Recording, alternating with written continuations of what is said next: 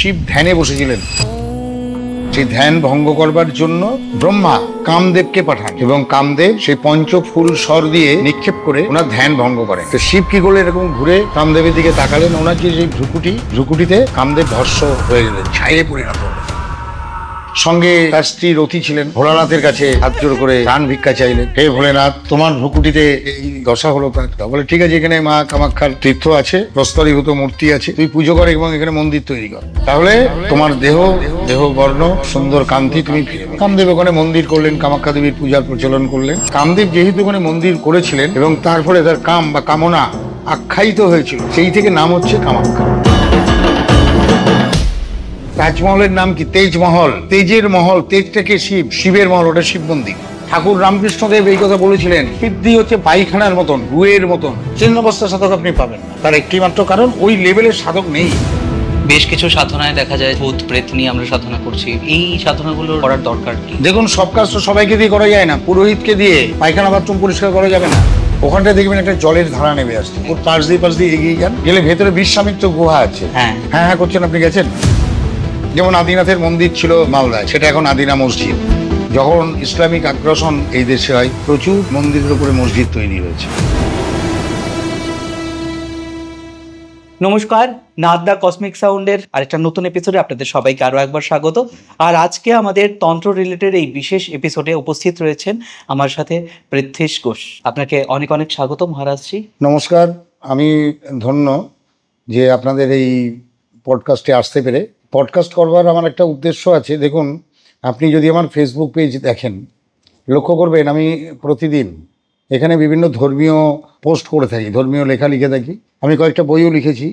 সেই বইগুলো সম্পূর্ণ আমাদের ভারতীয় হিন্দু সনাতন শাস্ত্রের ওপরেই লেখা। কারণ আমরা ধর্ম আচরণ করি, কিন্তু ধর্মটা কি আমরা জানি না। প্রচুর মানুষ আছেন বলেন হিন্দু রিলিজিয়ান আলাদা জিনিস, আর ধর্ম বিষয়টাই আলাদা। তো এই ধর্ম প্রচারক হিসেবে আপনি আমাকে ধরতে পারেন। আজকে দেখুন, আজকে আপনি আমার সঙ্গে যোগাযোগ করেছেন, এটার মাধ্যমেও কিন্তু সেই ধর্মীয় ব্যাপার। আপনি আমার ইউটিউব চ্যানেল বা অন্যান্য পডকাস্ট দেখেছেন, আপনি যখন আমার সঙ্গে যোগাযোগ করলেন বলেছিলেন আমাকে, তা সেটা সম্পূর্ণ ধর্মীয় প্রচার ছিল। তো এইভাবে আপনার চ্যানেল এত সুন্দর করে করছেন, আপনারা ভারতবর্ষের একদম উত্তর পূর্ব প্রান্তে বসে, আপনাকে ধন্যবাদ জানাই। আপনার চ্যানেল আরও সুন্দর হোক, প্রচুর প্রচার পাক, আপনার মতন ইয়ং জেনারেশান যাতে এইভাবে আরও নতুনভাবে প্রচার করেন, খুব আনন্দ লাগবে। আমাকে আশীর্বাদ করবেন যেন যেই কাজটার সঙ্গে যুক্ত রয়েছে সেটা যেন সঠিকভাবে চালনা করে নিয়ে যেতে পারে। দেখুন, আশীর্বাদ বা কৃপা এগুলো ভগবান করেন, আমরা সাধারণ মানুষ, আমাদের শুভেচ্ছা থাকবে। ভগবান আশীর্বাদ করেন বা কৃপা করেন, যেটাই বলুন। কৃপা মানে করে পাওয়া। এই যে আপনি কাজটা করছেন, এর ফলে আপনার কিছু প্রাপ্তি ঘটবে। আমরা যে কর্ম করি, কর্মের কিছু পাপ থাকে বা পুণ্য থাকে, ঠিক। তাহলে কৃপা মানে করে পাওয়া। তাহলে আপনাকে ভালো কিছু যদি আপনি আশা করেন, ভালো কিছু করতে হবে। কি ভালো করতে পারেন আপনি? আপনি একটা মানুষের সঙ্গে কোনো ব্যবহার করছেন, তার দিকে যদি দাঁত খিচিয়ে খারাপভাবে কথা বলেন, সে তো আপনাকে সঙ্গে ভালোভাবে কথা বলবে না। সেই জন্য পৃথিবীতে আমরা যা দেবো আমরা সেটাই ফেরত পাবো। তাহলে আপনি শুভ কাজ করলে ভগবানের থেকে শুভ কৃপা লাভ করবেন। মহারাজ, এবার আমরা আমাদের পডকাস্টের যেই মূল বিষয়বস্তুটা নিয়ে আজকে আলোচনা করতে চলেছি, তন্ত্র রিলেটেড, একটু কামাখ্যা, এই বিষয়গুলো নিয়ে আলোচনা করবো। যেহেতু আমরা বেঙ্গলের মধ্যে তন্ত্রের প্র্যাকটিসটা খুব বেশি হচ্ছে, মোটামুটি সেই জায়গাতে আপনার সঙ্গে যতক্ষণ আমি কথা বললাম, আপনি বলেছেন যে আপনি অনেকবার কামাখ্যায় গিয়েছিলেন, তার অগন্তি কোনো হিসেব নেই। সেই কামাখ্যা সম্পর্কে যদি আমাদেরকে একটু দু চারটে কথা বলেন, আপনার অভিজ্ঞতার কথা শেয়ার করেন। দেখুন, আমি অন্য জায়গাতেও বলেছি বা আমি ফেসবুকেও লিখে প্রচার করেছি, আমার কামাখ্যা যাওয়াটাই আমার প্রথম ধর্মীয় স্থানে ভ্রমণ। আচ্ছা। তো তার আগে আমি কখনো কোনো তীর্থস্থানে সেই হিসেবে যাইনি। হ্যাঁ, তারাপীঠ গেছি যখন আমি ক্লাস 9-10-এ পড়ি, কন্ডাক্টেড ট্যুর, তারাপীঠ, বক্রেশ্বর, শান্তিনিকেতন। আমার স্কুল লাইফ বনগাঁতে, উত্তর চব্বিশ পরগনার প্রত্যন্ত গ্রাম। সেখান থেকে পড়াশুনো করে আমি এসেছি। সেখানকার একটা কোচিং সেন্টার থেকে আমাদের কন্ডাক্টেড ট্যুরে নিয়ে গেছিলো, বক্রেশ্বর এবং তারাপীঠ ঘুরেছি। ধর্মীয় স্থান ঘোরা সেটার মুখ্য উদ্দেশ্য ছিল না। দ্বিতীয়ত হচ্ছে যে আমি কলকাতায় যখন পড়াশুনো করতে এলাম, তো এখানে এসে বাইরের লোক প্রথমে এসেই 3টি জায়গাতে যায়। এক হচ্ছে দক্ষিণেশ্বর, এক বেলুড় মঠ, আর এক কালীঘাট। কালীঘাট 51 তীর্থের মধ্যে একটি তীর্থস্থান। সেই কালীঘাটে আমি গেছি, দক্ষিণেশ্বরেও গেছি, বেলুড় মঠে আজকে অবধি যাওয়া হয়নি। কালীঘাট বা কামাখ্যা থাকলেও সেইভাবে আমার যাওয়া হয়নি। তো তা আমার সেই হিসাবে ধরতে গেলে তীর্থস্থান ভ্রমণ বলতে গেলে প্রথম হচ্ছে কামাখ্যা ভ্রমণ, এবং কামাখ্যার প্রতি এতটাই আমার আকর্ষণ, আমি কতবার গেছি আমি নিজেও জানি না। এমনও হয়েছে মাসে 3বারও গেছি, প্রতি মাসে 1বার করে যেতাম। এখন বয়স বেড়েছে, কাজের চাপ বেড়েছে, অনেক কাজ আমি এখানেই করে নিই। তখন হাতে প্রচুর সময় ছিল, গিয়ে 5 দিন 7 দিন 10 দিন থাকতাম। এখন যাই ধরুন ওই গেলাম, যেটুকু কাজকর্ম থাকে করে সেই দিন বা তার পরের দিন আমি ফিরে চলে আসি। আর অম্বুবাচীতে গেছিলাম, এবার আমি কামাখ্যা যাইনি, আলিপুরদুয়ারের পরের স্টেশনটা হচ্ছে কামাখ্যাগুড়ি, প্রাচীন কামাখ্যা মন্দির, ওখানে ছিলাম অম্বুবাচীর কয়েকদিন। আমি কিছু মানুষকে, ছেলেদেরকে মেয়েদেরকে এই তন্ত্র এবং জ্যোতিষ বিষয়ে শিক্ষাদান করি, তাদেরকে হাতে নাতে কাজ শেখাতে নিয়ে গেছিলাম। আচ্ছা, সঙ্গে কামাখ্যা তীর্থ, ওখানে গিয়ে যজ্ঞ হয়েছে, ওখানে গিয়ে কুমারী পূজা হয়েছে, করে দর্শন করে চলে এসেছি। প্রচুরবার কামাখ্যা গেছি। কামাখ্যা আপনি আমার দ্বিতীয় ঘর বলতে পারেন। আচ্ছা। হ্যাঁ, এবার আমি যদি জিজ্ঞেস করি যে কামাখ্যার জায়গাটার মধ্যে এটা তন্ত্র সাধনার একটা জায়গা কিভাবে তৈরি হলো, সেখানে তন্ত্রটা কেন এত আপলিফটেড? ঘটনা বলতে গেলে তো অনেক বড় হয়ে যাবে, আমি খুব ছোটোর মধ্যে বলি। কোনো এক সময় শিব ধ্যানে বসেছিলেন, সেই ধ্যান ভঙ্গ করবার জন্য ব্রহ্মা কামদেবকে পাঠান, আচ্ছা। এবং কামদেব তার পঞ্চস্বরে, পঞ্চবাণ আমরা বলি না, 5 পঞ্চবাণ, সেই পঞ্চফুল স্বর দিয়ে নিক্ষেপ করে ওনার ধ্যান ভঙ্গ করেন। আচ্ছা। তো শিব কী করলে এরকম ঘুরে কামদেবের দিকে তাকালেন, ওনার যে ভ্রুকুটি, সেই ভ্রুকুটিতে কামদেব ভস্ম হয়ে গেলেন, ছাইয়ে পরিণত হলেন, পুড়ে গেলেন। সঙ্গে তার স্ত্রী রতি ছিলেন, ভোলানাথের কাছে হাত জোড় করে প্রাণ ভিক্ষা চাইলেন। তো তার দয়াতে পুনরায় সেই কামদেব দেহ ফিরে পেলেন, কিন্তু গায়ের রং কালো, পুড়ে গেছেন। নতুন দেহ পেলেও আবারও কান্নাকাটি শুরু করলেন যে কত সুন্দর দেহ ছিল, হে ভোলেনাথ, তোমার ভ্রুকুটিতে আজকে সে এই দশা হলো তার, তুমি ওর গায়ের রং ফিরিয়ে দাও। বলে ঠিক আছে, এখানে মা কামাখ্যার তীর্থ আছে, এখানে প্রস্তরীভূত মূর্তি আছে, প্রস্তরীভূত অংশ আছে, তুই পুজো কর এবং এখানে মন্দির তৈরি কর, তাহলে তোমার দেহ সৌষ্ঠব, দেহ বর্ণ, তোমার সুন্দর কান্তি তুমি ফিরে পাবে। কামদেব ওখানে মন্দির করলেন, কামাখ্যা দেবীর পূজার প্রচলন করলেন। তো কামদেব যেহেতু ওখানে মন্দির করেছিলেন এবং তার ফলে তার কাম বা কামনা আখ্যায়িত হয়েছিল, সেই থেকে নাম হচ্ছে কামাখ্যা। দক্ষযজ্ঞের সময় দেবীর দেহ যে কটা খণ্ড হয়েছিল, সেই খণ্ডের একটা খণ্ড ওখানে মহামুদ্রা ওখানেই প্রস্তরীভূত হয়ে পড়ে। তো সেইখানেই মন্দির আছে। পরবর্তীকালে বিভিন্ন সময়ে সেই মন্দির ধ্বংসপ্রাপ্ত হয়েছে, আবার কেউ কোনো রাজা এসে সেই মন্দির তৈরি করে দিয়েছেন। এইভাবে পরপর ঘটনা পরম্পরা চলে এসছে। আগে খাসিয়ারা ওই পূজা করতো ওইখানে, অহমিয়ারা পরবর্তীকালে এলো। এই অহমিয়ারা এসে লখনৌ থেকে কিছু পুরোহিতকে এখানে নিয়ে এলেন পূজা করানোর জন্য। আর এই পশ্চিমবঙ্গের শান্তিপুর থেকে ভট্টাচার্য ফ্যামিলিকে নিয়ে যান দীক্ষা গ্রহণ করবার জন্য, তন্ত্র দীক্ষিত হবার জন্য। এখনও আছে ভট্টাচার্য ফ্যামিলিরা ওখানে, মানে ওখানকার পাণ্ডাদের যিনি গুরুদেব। অনেকগুলো খণ্ড হয়ে গেছে, পরিবার ভাগ হয়ে গেছে, কিন্তু ভট্টাচার্য ফ্যামিলিরা আছেন। বড় গোসাই বা বড় গোহাই বলে ওদেরকে, কামাখ্যা পাহাড়েই থাকেন। এইভাবে আস্তে আস্তে ওখানকার মায়ের পুজো বৃদ্ধি হয়। এখন তো দেশ বিদেশ থেকে মানুষজন আসেন, মন্দিরের সোনার চূড়া ইত্যাদি ইত্যাদি, বিরাট ব্যাপার। প্রচুর লাইন, গার্ড, ভোরবেলায় টিকিট কাটতে হয়, সারাদিন লাইনে দাঁড়িয়ে পুজো দিতে হয়। আগেকার সময় এরকম ছিল না। আমি যখন প্রথম গেছি মোটামুটি সোজা হেঁটে ঢুকে যেতাম, পুজো দিতাম, চলে আসতাম। প্রচুর ভিড় হতো, কিন্তু জেনারেল লাইনে দাঁড়িয়ে আমরা কষ্ট করে পুজো দিতাম। 1 ঘন্টা 1.5 ঘন্টা, খুব বেশি হলে 2 ঘন্টার মধ্যে পুজো দেওয়া হয়ে যেত। এখন 5 ঘন্টা 6 ঘন্টা লাইনে দাঁড়িয়ে থাকতে হয়। তো এখন বিভিন্ন নিয়ম টিয়ম করেছে। ওইখানে যে মায়ের মন্দিরের ভেতরে লাল জল সবসময় প্রবাহিত হচ্ছে? না, সবসময় লাল জল প্রবাহিত হয় না। আচ্ছা। কখনোই হয় না সবসময়। জল প্রবাহিত হয়, লাল জলটা তখনই প্রবাহিত হয় রক্তের প্রবাহ নেমে আসে পাহাড় থেকে, সেটা অম্বুবাচীর সময়।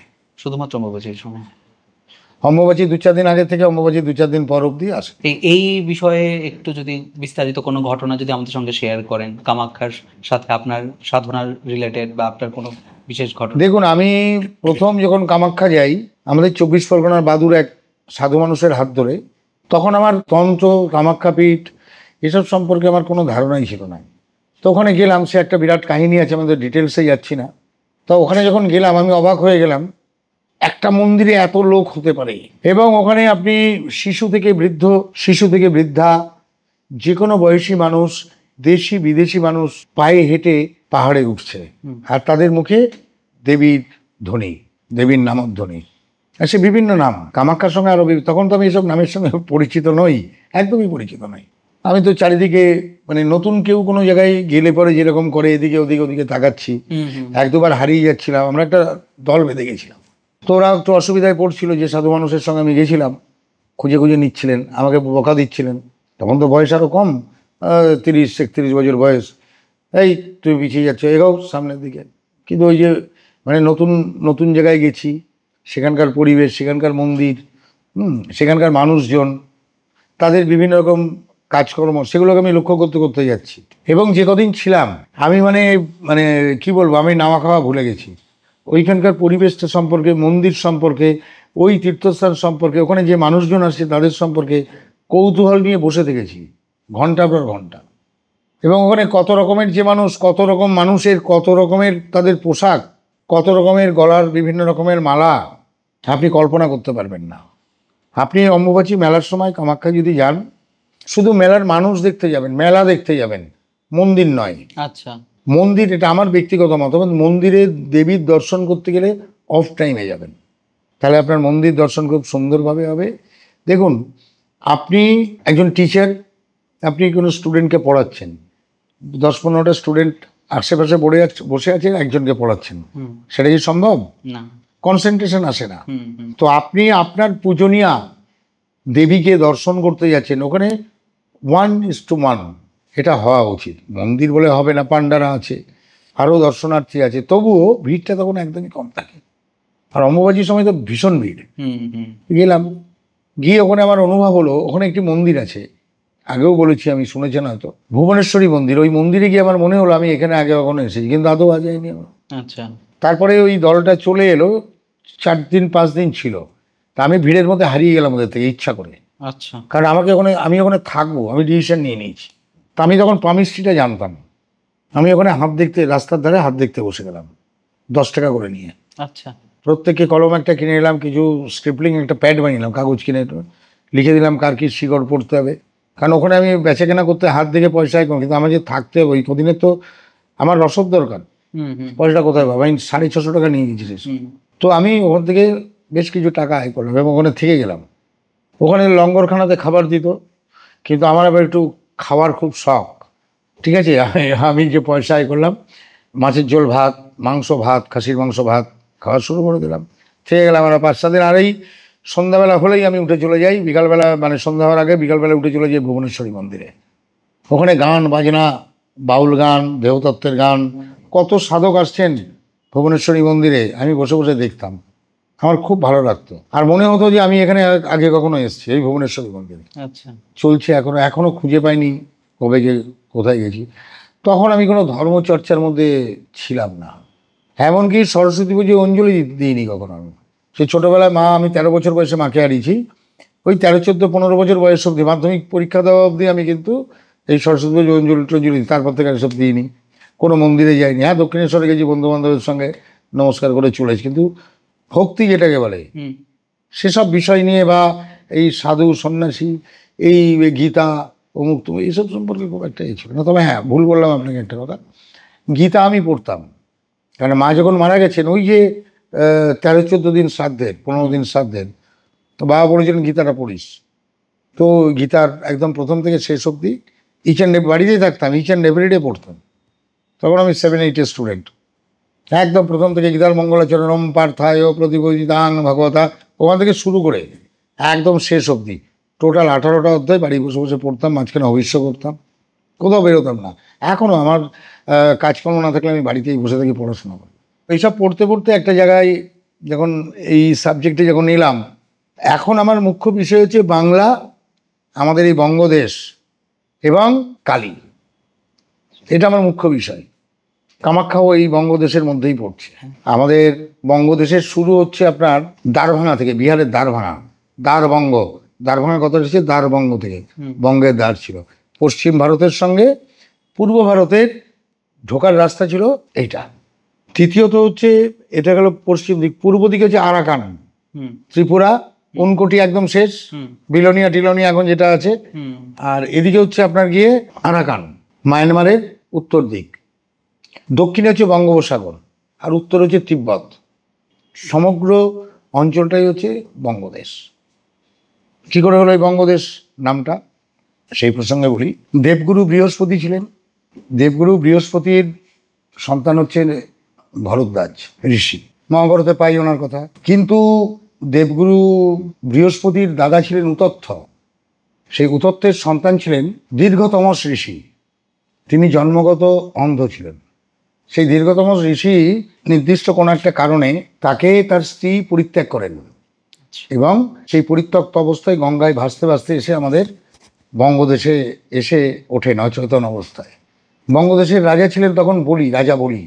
তা আগেকার দিনে নিয়োগ প্রথায় সন্তান উৎপাদন হতো। নিয়োগ প্রথা মানে কোনো একজন ব্যক্তি, তার স্ত্রী, তিনি সন্তান উৎপাদনে অক্ষম হলে অন্য পুরুষ তার সন্তান উৎপাদন করে দিতেন। এটাকে নিয়োগ করা হতো তাকে সন্তান উৎপাদনকারী পিতা হিসাবে, বীর্যদানকারী পিতা হিসাবে। সেইভাবে রানী সুদেষ্ণার গর্ভে 5 জন সন্তান হয়।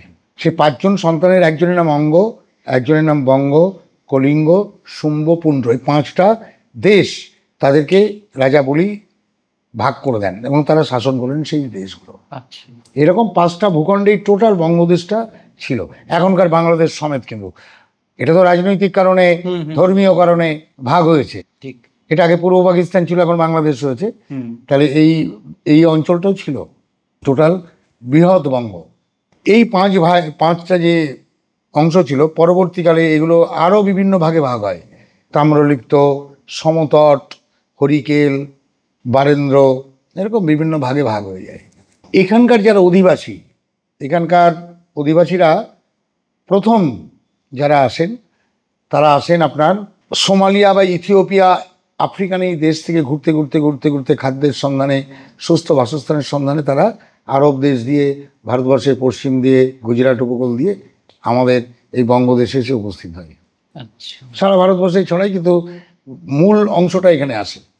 এখনও আপনি বঙ্গদেশে সমুদ্র উপকূল দিয়ে যে সমস্ত মানুষেরা থাকেন আমাদের বঙ্গদেশের, বিশেষ করে আমাদের দক্ষিণবঙ্গের, বাংলাদেশের যে নিচল খুলনা টুলনা, হ্যাঁ, এইসব অঞ্চল দিয়ে, ভোলা মানে আপনার হচ্ছে বরিশাল, খুলনা, বাংলাদেশের আমাদের এখানকার সুন্দরবন, দক্ষিণ 24 পরগনা, এই সমস্ত এরিয়াতে প্রচুর মানুষ আছেন যাদের জীবিকা হচ্ছে মাছ ধরা।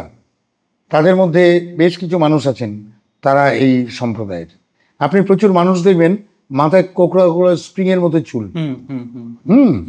এরা বেশ কিছু, এই মানুষজন কিন্তু শুধু যে বঙ্গদেশে আছেন তা নয়, ছোটনাগপুর মালভূমি, আমাদের উত্তরাখণ্ড, বিহার, ঝাড়খণ্ড, এই সমস্ত অঞ্চলে, যাদেরকে আমরা পরবর্তীকালে কোল, ভিল, সাঁওতাল, মুন্ডা, বীরহোর বলে থাকি। এই আদিবাসী বলি, আর মানে আদি বাসিন্দা। কোথাকার আদি বাসিন্দা? ভারতবর্ষের আদি বাসিন্দা। এই ভারতবর্ষের আদি বাসিন্দাদের ধর্ম কী ছিল? তারা হিন্দু ছিল না, তাদের এখনও অনেকে হয়তো হিন্দু ধর্মে ধর্মান্তরিত হয়েছে। দারিদ্রতার সুযোগ নিয়ে বেশ কিছু মানুষ ধর্ম পরিবর্তন করে খ্রিস্টান হয়েছে, ভয়ে বা অন্যান্য কারণে বেশ কিছু মানুষ ইসলাম ধর্মে দীক্ষিত হয়েছে।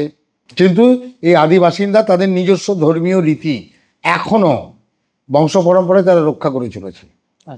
একটা জাতিকে চেনা যায় তার সংস্কৃতি দিয়ে এবং তার জীবন আচরণ দিয়ে। ভারতবর্ষের বুকে বঙ্গদেশ একটা বিশেষ ভূমিকা রাখে।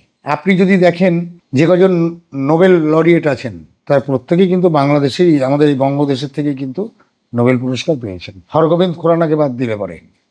এই বৃহৎ বঙ্গেরই কিন্তু তারা সন্তান। তো শুধু কি তারাই এখানকার আদিবাসিন্দা? না, আরও এসছেন। চীন থেকে বেশ কিছু মানুষ এসছেন, মঙ্গোলিয়া থেকে এসছেন। আগে অস্ট্রেলিয়া, নিউজিল্যান্ড, ভারতবর্ষ দক্ষিণ অংশ একটা ভূখণ্ড ছিল, তখন বেশ কিছু মানুষ এসছেন। আর একটা জায়গা বলি, মাডাগাস্কার বলে একটা দ্বীপপুঞ্জ আছে। এই জায়গাগুলো ভূ আন্দোলনের ফলে সুনামি টুনামি বা ভূমিকম্প এইসব ছড়িয়ে গেছে। তখনকার দিনে এই অংশটাকে বলা হতো কাঙ্গারা ল্যান্ড। তো এই অঞ্চল, এখানকার আদিবাসীরা, অধিবাসীরা আদিবাসী। আপনি বাঙালিদের মধ্যে, আপনি নর্থ ইস্টে চলে যান, বাঙালির মধ্যে দেখবেন চোখের এই দুদিকের যে পাতা দুটো এরকম, এই দুদিকটা টানা। তাদের গায়ের রং পরিষ্কার কিন্তু একটু ইয়েলোইশ, চাইনিজদের মতন, ভুটানিজদের মতন। উত্তরবঙ্গে একটা আদিবাসিন্দা, একটা উপজাতি আছে, তাদেরকে বলা টোটো। তাদের নিজস্ব ভাষা রয়েছে এই যে ত্রিপুরা, যে ত্রিপুরী অধিবাসী, তারা মূলত এসছে কিন্তু ত্রিপুরী যারা, ত্রিপুরায় প্রচুর বাঙালি, বাংলাদেশের যুদ্ধের সময় প্রচুর বাঙালি মাইগ্রেট করেছে আপনার বাংলাদেশ থেকে, হ্যাঁ, চট্টগ্রাম, তারপরে কুমিল্লা, তারপরে আপনার হচ্ছে সিলেট, এইসব জায়গা থেকে ঢুকেছে আসাম এবং ত্রিপুরাতে। কিন্তু মূল ওখানকার অধিবাসীরা হচ্ছে ত্রিপুরী, তাদের ভাষা হচ্ছে ককবরক। ত্রিপুরা একটা রাজ্য ছিল, পরবর্তী সময় আপনাকে এই বিষয়ে বলবো। তাদের যে কালচার আমরা দেখলে বুঝবো যে এরা ভারতবর্ষের আদিবাসিন্দা। সেসব জায়গাতেও কিন্তু বাংলাতে মানুষ ঢুকলো। কেন ঢুকলো? কারণ আমাদের এই বঙ্গদেশ যে এরিয়াটা বললাম, এখানে আপনি পাহাড় পাবেন, এখানে ঝর্ণা পাবেন, এখানে বরফ ঢাকা পাহাড় পাবেন, টিলা পাবেন, প্রচুর নদী, এখানে খাদ্যের কোনো অভাব নেই। এবং এত জাতি প্রজাতি মিলেমিশে এখানকার বর্তমান বাসিন্দা তৈরি হয়েছে ধর্মীয় কারণ ছাড়া। আপনি দেখবেন এখানকার মানুষ অত্যন্ত নিরীহ। কেন? এখানকার জলবায়ুটাই তো এরকম, মানুষকে গড়ে তোলে জলবায়ু, মানুষের প্রকৃতি তৈরি করে জলবায়ু। আজকে আপনি যদি ইংল্যান্ডে যান, ওখানে গিয়ে দেখবেন মানুষজন খুব লম্বা লম্বা, নাক টিকালো, ফর্সা গায়ের রং। কোথাকার মানুষেরা? ইংল্যান্ডের আদি অধিবাসী কারা? তারাও কিন্তু আমাদের ভারতবর্ষ থেকেই গেছে একটা অংশ। প্রথমে এসে তারা সিন্ধু সভ্যতার যে এরিয়াগুলো, মানে আমাদের পশ্চিম ভারত বা পাকিস্তানের পূর্ব দিক, এখানে বসতি স্থাপন করে, হরপ্পা মহেঞ্জোদারো আমরা জানি। পরে এখান থেকে মাইগ্রেট করে তারা চলে গেছে ইংল্যান্ডে। একজন ঋষি ছিলেন, তার নাম ছিল আঙ্গিরস। আপনি মুখার্জি, মুখোপাধ্যায় আর কি, মুখোপাধ্যায় পদবী যাদের, তাদের গোত্র প্রবর আছে, একটা গ্রুপ আছে, ওদের একটা গ্রুপ গোত্র প্রবর বলে। সে প্রবরের মধ্যে আপনি যদি দেখেন ভরদ্বাজ, আঙ্গিরস, বারস্পত্য। মুখার্জিদের গোত্র হচ্ছে ভরদ্বাজ, প্রবরে হচ্ছে আঙ্গিরস, বারস্পত্য। এই যে আঙ্গিরস ঋষি, এই আঙ্গিরস ঋষি তার ফলোয়ারদেরকে নিয়ে ধীরে ধীরে ধীরে ধীরে ধীরে ধীরে চলে যান ওদিকে। আচ্ছা, আজকে ইংরেজি ভাষার মধ্যে প্রচুর সংস্কৃত ভাষা আছে। আপনি 1 2 3 4 লিখুন, সংস্কৃতের 1 2 3 4 লিখুন, 1 2 3 4 লিখুন, মোরালেস সেম দেখতে। বৈদিক যুগে তৈরি হতো কি? পুরো রাস। এখন আমরা কি খাই? পরোটা, একই পদ্ধতি। আচ্ছা, আর সেই আর্যদের যে চেহারা, আর্য বলে আমরা যারা বাইরের দেশ থেকে আমাদের দেশে এসেছিল, ঠিক তারাই কিন্তু মাইগ্রেট করে গেছে। ওখানকার ইংলিশম্যানদের চেহারাও তাই। কিন্তু যেটা আপনাকে বলছিলাম, পরিবেশ মানুষকে গড়ে তোলে। ওখানে তো জল জায়গা বেশি, ওরা যোদ্ধা, পরের জায়গা অধিগ্রহণ করব। ইংরেজরা বিভিন্ন দেশে উপনিবেশ করেছিল, পাশে ফ্রান্স প্রচুর মানুষ উপনিবেশ করেছিল, তাই না? ওরা হচ্ছে লড়াকু জাতি, ফ্রান্স বলুন বা ফরাসিরা বলুন বা এরা বলুন। কিন্তু ফরাসিরা আবার সাংস্কৃতিক প্রচুর, ব্রিটিশদের থেকে ফরাসিরা সাংস্কৃতিক দিক ওদের আরও অনেক বেশি। তো ইংল্যান্ড হচ্ছে অনেকগুলো দ্বীপপুঞ্জ নিয়ে, ইনক্লুডিং স্কটল্যান্ড। এই স্কটল্যান্ডের একটা উপজাতি আছে, ভারতীয়দের সঙ্গে তাদের অনেক কিছু মেলে।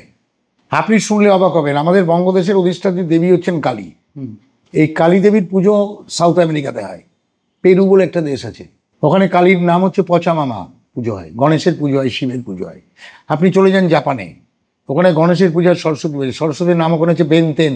আচ্ছা, আলাদা মন্দির আছে তার, প্যাকোডা, ওদের যেমন প্যাকোডা টাইপের মন্দির আছে চীন, জাপানে আছে।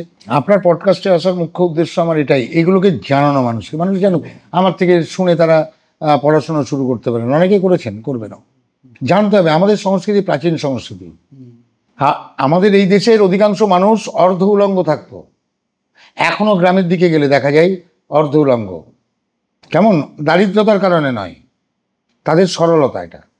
আচ্ছা, আসামের দিকে তাকান না, আসামে একটু ভেতরে বড় বড় বড় ওদের এরিয়াগুলো, উপজাতি এরিয়াগুলোতে যাবেন, ওখানে পরিষ্কারভাবে দেখা যায় ওদের খাদ্য চাহিদা সামান্য এবং খুব সহজ সরল। ভারতবর্ষের আদিবাসিন্দা যারা আছেন এবং ইনক্লুডিং পশ্চিমবঙ্গ, অত্যন্ত সহজ সরল, এদের মনের মধ্যে কোনো মারপ্যাচ নেই। বাইরে থেকে যারা এসছে তারা এদেরকে এমনভাবে গড়ে তুলেছে, এবং এদের প্রত্যেকের উপাস্য দেবী একজনই, তিনি হচ্ছেন কালী। আমাদের বিশেষ করে বঙ্গদেশে আপনি যখন আদ্যা স্তোত্রম পাঠ করবেন, ওখানে আপনি দেখবেন কালিকা বঙ্গদেশে চ, তা কালিকা বঙ্গদেশের অধিষ্ঠাত্রী দেবী হচ্ছেন কালিকা, এবং তিনি হচ্ছেন কালীঘাটের দেবী কালী, যাকে বলা হয়, যার নাম হচ্ছে সুন্দরী। আবার এই কালীকেই কালী পুজোর রাত্রিবেলা তাকে লক্ষ্মী রূপে পূজা করা হয়। আচ্ছা, আপনাকে জানতে হবে, পড়াশুনো করতে হবে। বাইরে থেকে 2-4টে কথা ফ্লুকে বলে দিলাম ওটা হবে না। তন্ত্র করতে গেলে আপনাকে জানতে হবে। আর এই আদি বাসিন্দারাই এই তন্ত্র বিষয়টা প্রথম শুরু করেছে। আচ্ছা, আপনি অথর্ববেদ যদি পড়েন, ওখানে প্রচুর প্রচুর তন্ত্রের ক্রিয়াকর্ম নিয়ে লেখা আছে। তখন তো এই সংস্কৃত ভাষা ছিল না। আপনি তার ট্রান্সলেশন পড়তে হবে, তার অ্যানালাইসিস পড়তে হবে। যদি সেগুলো করেন আপনি দেখবেন যে ওখানে সম্পূর্ণ এইভাবেই কথাবার্তা বলা আছে। কামাখ্যা ক্ষেত্রটাও এই বৃহৎ বঙ্গের মধ্যে, এবং 51 পীঠ যেটা বলা হয়, 51 পীঠের মূল পীঠ হচ্ছে এই কামাখ্যা। প্রথমে 4টে ছিল পীঠস্থান, পরবর্তীকালে ওটা আরও আস্তে আস্তে বাড়ে, এবং 51, 108 বিভিন্ন তন্ত্রে বিভিন্নভাবে করা হয়েছে, বলা হয়েছে। কামাখ্যা এইভাবে শ্রেষ্ঠ তীর্থস্থান হয়ে ওঠে। তন্ত্র নিয়ে আলোচনা করতে করতে যেহেতু ঊনকোটির কথা চলে আসলো, এবার ঊনকোটি নামটা তো শৈব তীর্থর সঙ্গে যুক্ত। আপনি যদি শৈব তীর্থ সম্পর্কে আমাদেরকে একটু আইডিয়া দেন। শৈব কথাটা এসছে শিব থেকে।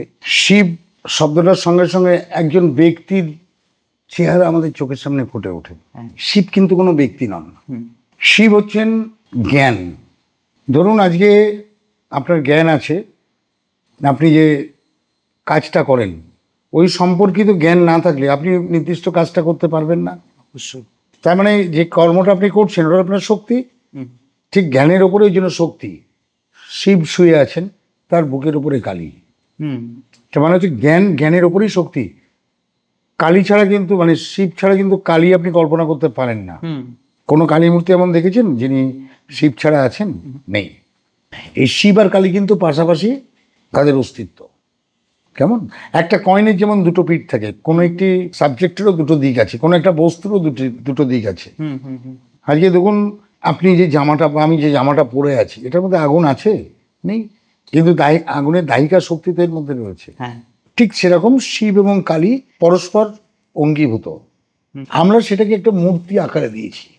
কোনো মহিলা তো 4টে হাত হয় না, তাহলে কালী তো 4টে হাত। কোনো মহিলাকে আপনি দেখবেন ওরকম উলঙ্গিনীভাবে দাঁড়িয়ে থাকবেন? থাকেন না। তাহলে ওরকম একটা উলঙ্গিনী মহিলা, গায়ের রং মিশমিশে আলকাতরার মতন কালো কেন? মহামেঘ প্রভাম, তো মহামেঘের মতো কেন তিনি? মেঘের মতো কালো কেন? মহামেঘ মানে বর্ষার যে মেঘ, বাদল মেঘের মতন কালো কেন? তার কারণ হচ্ছে যে তিনি আমাদের সংস্কার, পূর্ব জন্মের সংস্কার। এই সংস্কারটা কালো, আমাদের মনের অতলে আছে, আমাদের সাবকনসিয়াস মাইন্ড, যে আমাদেরকে চালায়। কালী হচ্ছেন তিনি। এবার আপনাকে ওই জ্ঞানের কাছে পৌঁছাতে হবে, হলে আপনি সংস্কারকে মুছে দিতে পারবেন। আপনার সমস্ত কর্ম, কারণ আমরা কর্মফল ভোগ করি, তাই না? আজকে আমরা দুঃখ পাই বা আনন্দ পাই, বা যে রিটার্নটা আমরা পাই এই জন্ম জগতে এসে, বলে না কর্মফল ভোগ করতে এসছো। সেই কর্মফলকে নিমেষে মুছে ফেলতে গেলে প্রকৃত জ্ঞান বা আত্মজ্ঞানের দরকার হয়। শিব হলেন সেই জ্ঞান। শিব কোনো ব্যক্তি না, ব্যক্তি হচ্ছেন শঙ্কর। কেমন? আর শিব যেটা বলি মানে জ্ঞান বা জ্ঞানী, তাদের একটা গ্রুপ আছে, ছিল। তাহলে সেই গ্রুপটাকে, আসামের তেজপুর বলে একটা জায়গা আছে, তাজমহল উত্তরপ্রদেশে। তাজমহলের নাম কি? তেজ ও মহালয়া। তেজমহল, তেজের মহল, তেজটাকে শিব, শিবের মহল, ওটা শিব মন্দির। ওই শিব মন্দির পরবর্তীকালে শাহজাহান ওটাকে অধিগ্রহণ করেন, ওখানে মমতাজের নাকি সমাধি দিয়েছেন ইত্যাদি বিভিন্ন বিতর্ক আছে। আমি বিতর্কে যাচ্ছি না, প্রসঙ্গও যাচ্ছি না, জাস্ট আপনাকে বললাম তেজ মহল ওটা হচ্ছে শিব মন্দির একটা, এটাকে মাথায় রাখবেন। তাহলে তেজপুর হচ্ছে শিবের পুর। ওইখানকার যে মানুষগুলো ছিলেন সেই সময়ে, তারা অত্যন্ত জ্ঞানী মানুষ ছিলেন। কেউ গদাবিদ্যায় পারদর্শী ছিলেন, কেউ তীরধনুকে পারদর্শী ছিলেন, কেউ গান বাজনায় পারদর্শী ছিলেন। তাদের মধ্যে শ্রেষ্ঠ তিনি ছিলেন শঙ্কর। আর জ্ঞানী মানুষ কি হয়? জ্ঞানী মানুষদের কোনো অহংকার থাকে না, সেই জন্য তার মধ্যে অহংবোধ না থাকার জন্য তিনি ভোলে বাবা। কেউ কিছু করলে রেগে গেলেন, পরবর্তীকালে বাবা বললেই গলে জল হয়ে গেলেন। তার মাথায় জটা ছিল, সেই জন্য তিনি জটাধারী। তার হাতে পিনাক ছিল, ওই জন্য তিনি পিনাক পানি। তার হাতে ত্রিশূল ছিল, ওই জন্য ত্রিশূলধারী। তিনি দেবতাদের মধ্যে মহান, সেই জন্য হচ্ছেন তিনি মহাদেব। এইভাবে আমরা তাকে সম্বোধন করে থাকি। তিনি হচ্ছেন ধ্বংসের দেবতা। যেহেতু ধ্বংসের দেবতা, আমরা গিয়ে বাবা বাবা বলে রাখছি যে তুমি আমার মঙ্গল করো, ওরকম পানিশমেন্ট আমাদেরকে দিও না। শিবকে মঙ্গলময় বলে রাখছি। তাহলে সেই শিবের কাছে বা সেই আত্মজ্ঞানের কাছে পৌঁছতে হবে শক্তিকে। ওই জন্য তারা এই যে কালীর পুজো যারা করেন, কালীর আঁচল ধরে কেন করেন? কালীকে ফলো করেন কেন? শিবের কাছে পৌঁছানোর জন্য। কালী হচ্ছেন কুল আর শিব হচ্ছেন অকুল। ওই জন্য একটা গান লিখেছি যে কুলের থেকে আমি দেব অকুলে পারি, আমি যাব তাহার বাড়ি, আমি যাব তাহার বাড়ি। তাহলে আমরা দৌড়চ্ছি কিন্তু সেই শিবের বাড়ির দিকে জ্ঞান অর্জন করার জন্য। আপনি যে কালী পুজো করতে বসেছেন, অনেক রকমের উপচার নিয়ে, দেবদেবীর পুজোয় এসব কিচ্ছু লাগে না। পূজ্য এবং পূজক ইষ্ট এবং সাধক, প্রতিমা এবং পূজারী, এর মাঝখানে যে সম্পর্কটা, একাত্মতা, সেটাই হচ্ছে শিবের কাছে পৌঁছানোর রাস্তা। যে যেভাবে পারে, যেভাবে বলে, যে রকম স্ট্যান্ডার্ড নিয়ে চলে, সেই স্ট্যান্ডার্ডে তার নামকরণ হয়। এই তো মুখ্য বিষয় এটাই। আমাকে যে প্রশ্নটা আপনি করেছিলেন যে তন্ত্র বিষয়টি সেই, তা তন্ত্র এই পূজা অর্চনা বা এই সাধনা বা যাই করুন আপনি, এটা করতে গেলে আপনার দেহটাকে সুদৃঢ় করতে হবে। এই দেহ সুদৃঢ় করবার জন্য যে যে পদ্ধতি, সেটা হচ্ছে তন্ত্র। আচ্ছা, সাধারণ মানুষ তন্ত্র মানে ভাবেন যে এটা বিরাট কিছু ভয়ঙ্কর কোনো ব্যাপার, বিরাট কঠিন ব্যাপার। কিচ্ছু না। আপনাকে না ঢুকলে তো বুঝতে পারবেন না। সাধারণ মানুষ তান্ত্রিক বলতে বলছে ফু মারলে আগুন জ্বলবে, কখনোই হয় না। তান্ত্রিক মানে সে মদ খাবে, সে অন্যের বাড়ির মহিলাকে ভাগিয়ে নিয়ে যাবে, এর ক্ষতি করবে, ওকে বান মারবে, ওকে, এগুলো সমস্ত ভ্রান্ত ধারণা। আচ্ছা, এই তন্ত্রের যে মূর্তি পূজা, এটা একদম কমপ্লিটলি এসছে বৌদ্ধ পূজা অর্চনার মধ্যে দিয়ে। বুদ্ধিস্ট এটা করতেন, বুদ্ধিস্ট বেঙ্গলি, বাঙালি বৌদ্ধ যারা, তারাই এটাকে শুরু করেন। কারণ আমরা পড়েছি বৌদ্ধ ধর্ম দুটো ভাগে ভাগ হয়ে যান, হীনযান মহাযান। সে মহাযান বৌদ্ধ ধর্ম আবার ভাগ হয়ে যায় ধীরে ধীরে, এবং ওইখান থেকে মূর্তি কল্পনা তৈরি হয়। সেই মূর্তি কল্পনাগুলো যখন ব্রাহ্মণ্য যুগে এসে, পৌরাণিক যুগে এসে, তাদের মূর্তি রচনা করা হয়, বিভিন্ন ধ্যান লেখা হয়, তার 4 হাত, এক হাতে অমুক, এক হাতে তমুক অস্ত্র আছে। এইভাবে তন্ত্রের পূজা অর্চনাটা শুরু হয়। কিছু শৈব মানুষ, কিছু বৌদ্ধ মানুষ, দুটো কালচার একসঙ্গে মিশেছে। আচ্ছা, মিশে গিয়ে একটা নতুন পন্থা শুরু হয়, নাথ পন্থা। এদের এখন যারা আছেন দেখবেন নাথ বা দেবনাথ, যাদের পদবী, আপনাদের ত্রিপুরাতে অধিকাংশ হ্যাঁ, নাথ দেবনাথ, হ্যাঁ, এদের আবার পৈতে আছে। একটা সময় ছিল এরাই ছিলেন তখনকার দিনের ব্রাহ্মণ, তখনকার দিনের গুরুদেব এরাই ছিলেন। এখনো তান্ত্রিক পদ্ধতিতে যাদের দীক্ষা হয়, তাদের নামের পেছনে আনন্দনাথ কথাটা যুক্ত হয়। আচ্ছা, এই কথাটা এসছেই এখান থেকে। অমুকানন্দ তীর্থনাথ, অমুকানন্দ গিরি, অমুকানন্দ পুরী, এই আনন্দ কথাটা কোথা থেকে এসছে? ও, তিনি আত্মজ্ঞান লাভ করেছেন, ব্রহ্মানন্দে তিনি আপ্লুত, সেই জন্য তাদের নামের পেছনে আনন্দনাথ কথাটা যুক্ত হয়। তা এই নাথ যোগীরা, তারা দেহ সাধনা ওই বৌদ্ধ থেকে খানিকটা তারা নিয়েছেন। তাদের মূল উপাস্য দেবতা ছিলেন আদিনাথ বা শিব, তাকে বলা হতো আদিনাথ। আদিনাথ শিব হচ্ছে তাদের উপাস্য। তাদের গোত্র কি? শিবগোত্র। নাথদের গোত্র শিবগোত্র। কিন্তু তাদের এই যে বুদ্ধিস্ট রিচুয়ালস, এগুলো তারা কিন্তু বেশ কিছু নিয়েছেন। তাদের ধ্যান, প্রাণায়াম, ধারণা ইত্যাদিগুলো তারা নিয়েছেন, নিয়ে নতুন পন্থা তৈরি হয়, নাথ পন্থা নিয়ে। আমার অনুরোধ রইল আপনার কাছে যে পরবর্তীকালে যদি সম্ভব হয়, শুধু নাথ সম্প্রদায় এবং নাথ যোগীদের নিয়ে একটা এপিসোড করবেন নিশ্চয়ই, এবং আমাকে ইনভাইট করবেন, নিশ্চয়ই। এটা অনুরোধ রইল। এখনো আপনি অনেক নাথ সাধুদেরকে দেখবেন, নাথ একটা সেক্স আছে, আলাদা একটা সম্প্রদায় আছে। তাদের গলায় কালো উলের একটা পৈতে টাইপের থাকে, তার তলায় এখানে একটা বাঁশির মতো থাকে, একটা মুক্ত থাকে, একটা রক্তপ্রবাল, একটা রুদ্রাক্ষ ঝোলে। ওরা মাঝে মাঝে বাঁশিতে করে ফু দেয়, হাত দুটো করে নিচে করে দেয়, একটা মুদ্রা আছে, বুঝিয়ে দেবো কেন ওগুলো হচ্ছে।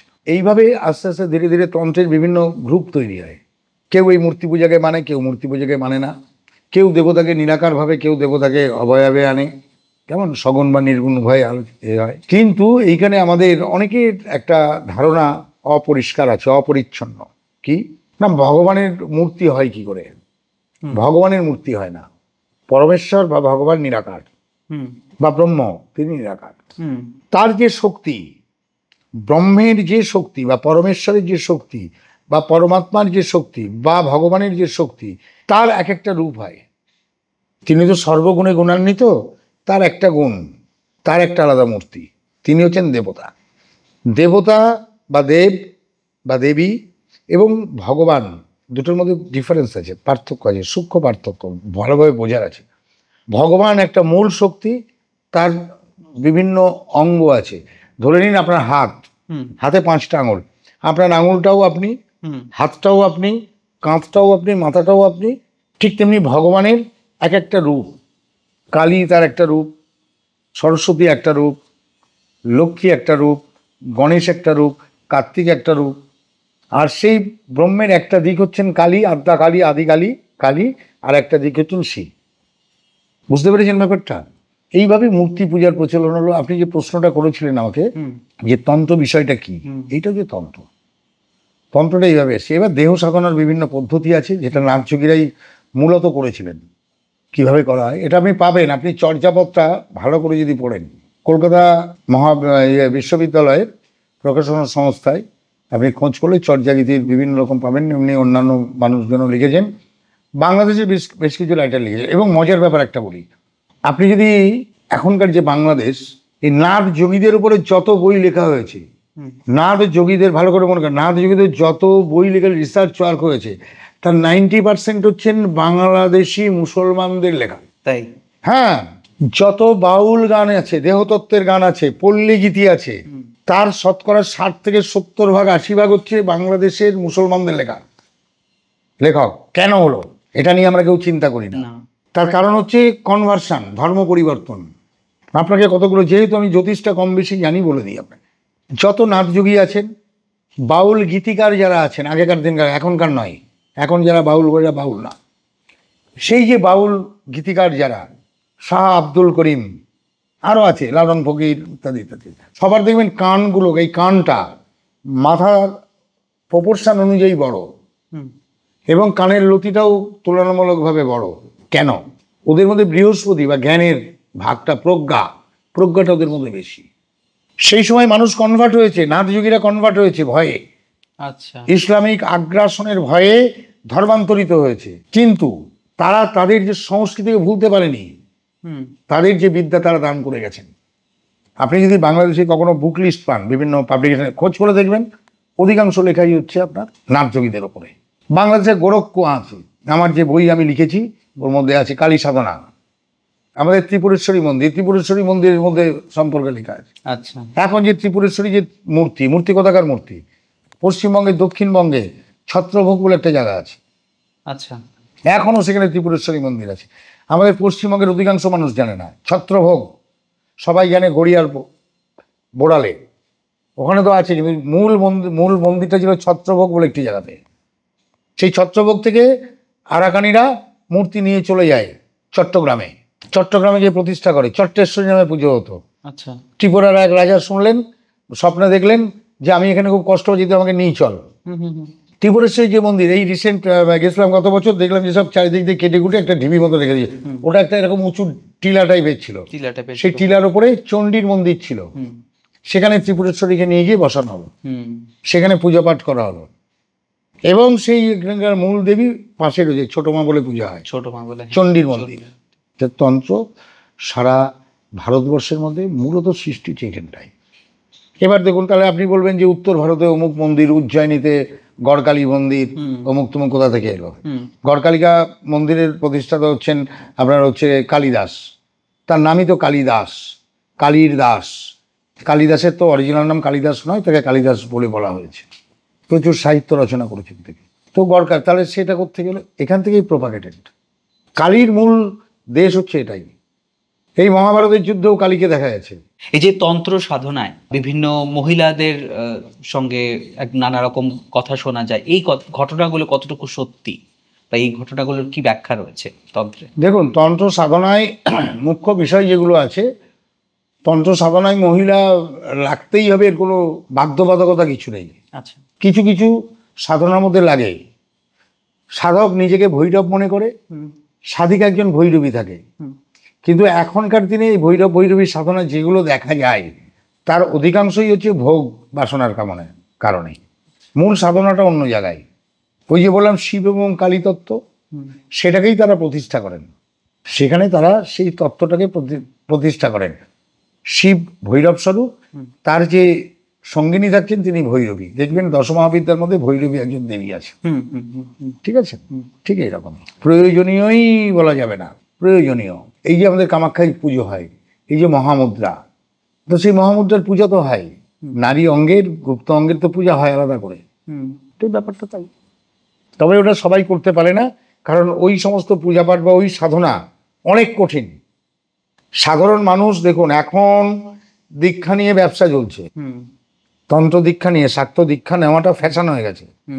শক্তি কি বোঝে না, জানে না, ওই লাল বস্ত্র পরবে, ওর জন্য শক্তি দীক্ষা নিয়ে নিল। এটা নিয়ে তথাকথিত গুরুদেবরা ব্যবসা করেন। 10,000 দে, 20,000 দে, 1 লাখ টাকা লাগবে তোর কি পূর্ণাভিষেক দিয়ে দেবো। সাধারণ ছেলে পেলে তারা কতটুকু জানবে? বাচ্চা বাচ্চা ছেলে, 20 বছর, 18 বছর, 30 বছর, 25 বছর, কতটা তার এই সম্পর্কে ধারণা আছে? ঠিক যে কোনোভাবে হোক তার উপার্জিত পয়সা জোগাড় যন্ত্র করে ধার দেনা করে গুরুদেব সেটা দীক্ষা দিতে সব লাগে নাকি? 36 রকমের দীক্ষা আছে, শুধু দেখছে 30টি দানের মধ্যে দীক্ষা হয়। গুরুদেব তার বুড়ো আঙুলটা ঠিকই ধরলেন, আজ্ঞা চক্রে দীক্ষা হয়ে গেল। স্পর্শ করলেন, দীক্ষা হলো। দীক্ষা অনেক রকমের। দীক্ষা হচ্ছে একটা শরীর থেকে শক্তি আর একটা শরীরে দেওয়া। এখন হচ্ছে অভিষেচিক দীক্ষা, যে দীক্ষায় পয়সা কড়ির আদান প্রদান হয়। একটা ঘট স্থাপন করা হয়, 3-4 দিনের প্রোগ্রাম। 3-4 দিনের প্রোগ্রাম। আগের দিন গিয়ে ওই বসুধরা দিয়ে টিয়ে সমস্ত দীক্ষাভূমি তৈরি করা হলো, বিঘ্ননাশ গণেশের পুজো হলো। পরের দিনকে ঘট স্থাপন করে সেখানে কালীর পুজো করা হলো, করে তার মাথায় অভিষেচন করা হলো, জল ছিটি দেওয়া বিভিন্ন মন্ত্রে। অভিষেক আলাদা মন্ত্র আছে। তারপরে তাকে নিয়ে তারপরে পরের দিনকে ভোজন হলো। কীরকম? ওই যিনি দীক্ষা দিলেন তার গুরু ভাই, যিনি দীক্ষা নিলেন, এই গুরুদেবের শিষ্য সামন্ত বা গুরুদেবের কন্টেম্পোরারি যারা তারা এলেন, তাদেরকে ভালো ভোজন টোজন করানো হলো। এই হচ্ছে খরচা। পুজো করতে ক টাকা খরচা লাগে? এই খাওয়া দাওয়া ঢক্কানিনাদ করতে সময় চলে যায়। মূল প্রশ্ন যেটুকু সেটুকু হচ্ছে এনার্জি ট্রান্সফার করা। যখন কনৌজ থেকে ব্রাহ্মণরা এদেশে ঢুকলো তখন তো তারা 5 জন ছিল। বংশ বৃদ্ধি করে যখন 50 হলো বা 500 হলো, তা এতগুলো মানুষ খাবে কি করে? এখানকার মানুষ তো দরিদ্র। এখানকার মানুষ তখন কড়ি তখন বিনিময় মুদ্রা ছিল। কোনোটা ফুটো কড়ি, তার দাম বেশি নয়, গোটা কড়ির দাম বেশি, বিভিন্নভাবে ছিল। কেউ কাউকে দুধ দিল, তার পরিবর্তে চাল নিয়ে এলো, বিনিময় ছিল বস্তু। তখনকার দিনের মানুষ তারা কালীর পুজো করতে কি গ্রামে এই গাছের প্রথম ফলটা এনে কালীর কাছে পুজো দিত। ছাগলের প্রথম বাচ্চা টেনে দিয়ে বলি দিয়ে ঠাকুরকেও ভোগ দিত, কালীরাও ভোগ দিত, কালীকেও খাওয়াতো, নিজেরাও খেত। আর ছিল মম, আর হাতে বিভিন্ন বাদ্যযন্ত্র, আর সঙ্গে থাকতো একটা করে দা, কাটারি, এরকম মাথাটা বাঁকানো একটা কাটারি। আপনি এটা খুব ভালো দেখতে পাবেন আসাম মেঘালয় বর্ডার। আপনি গেছেন কিনা জানি না, দিশপুর থেকে একটু এগোলে বেলতলা চমুনি একটা জায়গা পড়ে, হ্যাঁ, ওখান থেকে আরেকটু এগোলে বশিষ্ঠ মন্দির। বশিষ্ঠ প্রচুর মানুষ গেলে বশিষ্ঠ মন্দিরে যায়। বশিষ্ঠ ঋষির পূজিত শিবলিঙ্গ আছে ওখানে। ওখানটায় দেখবেন একটা জলের ধারা নেমে আসছে, ওর পাশ দিয়ে এগিয়ে যান, গেলে ভেতরে বিশ্বামিত্র গুহা আছে। হ্যাঁ করছেন, আপনি গেছেন? আমি বশিষ্ঠ মন্দিরে গিয়েছি। বিশ্বামিত্র গুহায় গেছেন? ওর পাশ দিয়ে দেখবেন একটু এগোলে পরে একটা বড় হাতির আকৃতি বিশিষ্ট একটা মন্দির আছে। আচ্ছা, পাশ দিয়ে সোজা হেঁটে চলে যান, গেলে দেখবেন যে রাস্তাটা দিয়ে যাচ্ছেন ওর ওপর দিয়ে একটা জলের স্রোত হয়ে গেছে। ওই জলের স্রোতের এপারটা মানে আপনি হেঁটে যাবেন, হাঁটু জলও না, গোড়ালির একটু উপর অব্দি, হাঁটুর নিচে অব্দি। ওটা পার হলে ওপারটা হচ্ছে আপনার মেঘালয়, এপারটা হচ্ছে আসাম। আচ্ছা, আরও এগিয়ে যান, এগিয়ে গেলে প্রথম বাদিকেই পরে হচ্ছে শকুন্তলা গুহা বলে, মানে শকুন্তলার জন্ম ওখানে হয়েছিল। বিশ্বামিত্র যেখানে সাধনা করতেন, বেয়েছে 300-350 ফুট উপরে উঠতে হয়, কোনো সিঁড়ি নেই। আচ্ছা, আগে খুব যেতাম, ইদানিং ধরেন লাস্ট 5-6 বছর আমি যাইনি এইদিকে অত দূর অব্দি, বশিষ্ঠ মন্দির অব্দি। এবারও বশিষ্ঠ মন্দির অব্দিকে যে ব্যাক করে চলে এসেছি। প্রচণ্ড বৃষ্টি হচ্ছিল এবার, আর বৃষ্টি হলে কি আর পাহাড়ের জলগুলো হড়কা পান হয়, ওই হড়পা পানের জন্য আমার সঙ্গে 10-12 জন গেছিলো, আমার যারা স্টুডেন্ট, শেখে আমি ওই জন্য নিয়ে যাই ওদের। তো ওইখানে ওই ওপরে উঠতে হয় বিশ্বামিত্র, এবং সেটা দেখলে অবাক হয়ে যাবেন। এই যে ঘরটা ধরেন 20 ফুট বাই 15-20 ফুট, একটা বড় পাথর, এরকম দুখানা পাথর, তার ওপরে একখানা পাথর 7-8 ফুট চওড়া, 25-30 ফুট একটা পাথর চাপানো আছে। মানে কোনো মানুষ যেন ঘর করে থাকবার জন্য এইভাবে সাজিয়ে রেখে গেছে। ওর মধ্যে শিবলিঙ্গ, ওখানে পুজো করতেন, ধ্যান করতেন বিশ্বামিত্র, ঋষি বিশ্বামিত্র। ওইখানেই মেনকা এসেছিলেন তার ধ্যান ভাঙানোর জন্য। তারা মিলিত হন, পরবর্তীকালে শকুন্তলার জন্ম হয়। ওই উঠতেই প্রথম শকুন্তলা গুহাটা পড়ে।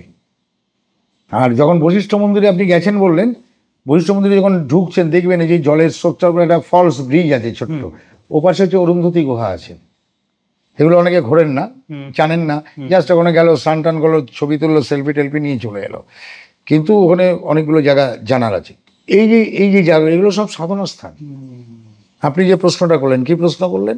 মহিলাদের সাধারণ। তো এই মহিলার সাধনা তো এইভাবে হয়। ওটা ওই মহিলা সাধনার জন্যই কিন্তু বিশ্বামিত্রকে ওইখানটা পাঠিয়েছিল। বিশ্বামিত্র সাধনা করতে গেলেন, তার বীর্যস্খলন হলো, তার সাধনা ভঙ্গ হলো এবং শকুন্তলার জন্ম হলো। কিন্তু মহিলা সাধনা কিন্তু বীর্যস্খলন, এখনকার মানুষের তো বীর্যস্খলন হবেই। সুতরাং ভৈরবী সাধনা মৌখিক কথা, উপলক্ষ মাত্র।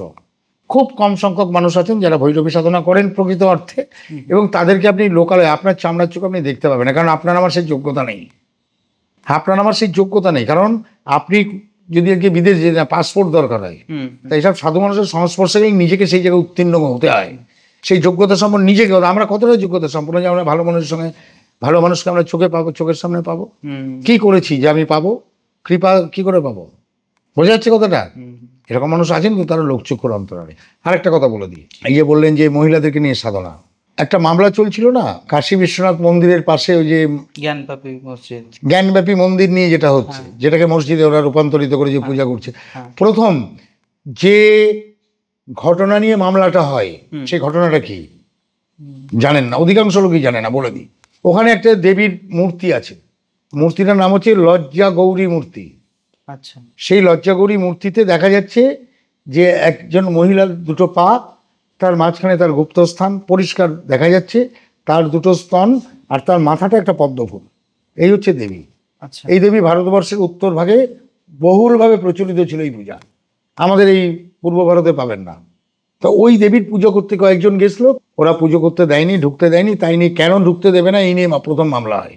আচ্ছা, জ্ঞানব্যাপী মামলার মুখ্য পার্টি হচ্ছে ওই পাঁচ সাতজন মহিলা। আচ্ছা, আচ্ছা, কেমন? তারপরে মামলাটা হয়, অন্যান্যভাবে হয়। তো ওই লজ্জাগৌরীর মূর্তি ব্যাপকভাবে উত্তর ভারত পশ্চিম ভারত দিয়ে পুজো হতো একটা সময়। তো সেটাও তো নারী অঙ্গেরই পূজা। আবার আপনি চলে যান হরপ্পা মহেঞ্জোদারোর সময়, সেখানে দেখা যাচ্ছে একজন নারী মূর্তি বসে আছে, তার গুপ্ত অঙ্গ থেকে একটা নারকেল গাছ তৈরি হয়েছে। তার মানে যে নারী হচ্ছে এই সমাজের পূজনীয়া এবং এই সমাজ সৃষ্টির মূল চালিকা শক্তি। এই জন্য একমাত্র ভারতবর্ষের বুকেই, একমাত্র পশ্চিমবঙ্গের বুকে কালীর পুজো হয়। কালী হচ্ছেন সেই দেবী যিনি এই জগৎ সংসারকে সৃষ্টি করেছেন। এই যে কামাখ্যা, কামাখ্যা কে? কালী। তারা কে? কালী, কালীর একটা রূপ। এই হচ্ছে মুখ্য বিষয়। যেহেতু কথা প্রসঙ্গে একটু কাশী বিশ্বনাথের জ্ঞানব্যাপী মসজিদের কথাটা উঠে আসলো, এই বিষয়টা সম্পর্কে যদি আপনি আমাকে আরেকটু ধারণা দেন। এই বিষয়ে নিয়ে কি ধারণা দেবো? মানে এই যে বিতর্কটা চলছে অনেকদিন, শোন, এটা বিতর্কিত তো, এখনো তো রায় সেইভাবে কিছু বেরোয়নি, তো এগুলো আদালতের অধীনের বিষয়। এগুলো নিয়ে পডকাস্টে আলোচনা না করাটা মনে হয় ভালো। হ্যাঁ, এগুলো ব্যক্তিগত মতামত, কোনো বিতর্ক তৈরি করে লাভ নেই। সুপ্রিম কোর্টে থেকে দেখাশোনা করছেন অনেক পণ্ডিত ব্যক্তি, এই বিষয়টা নিয়ে রয়েছেন।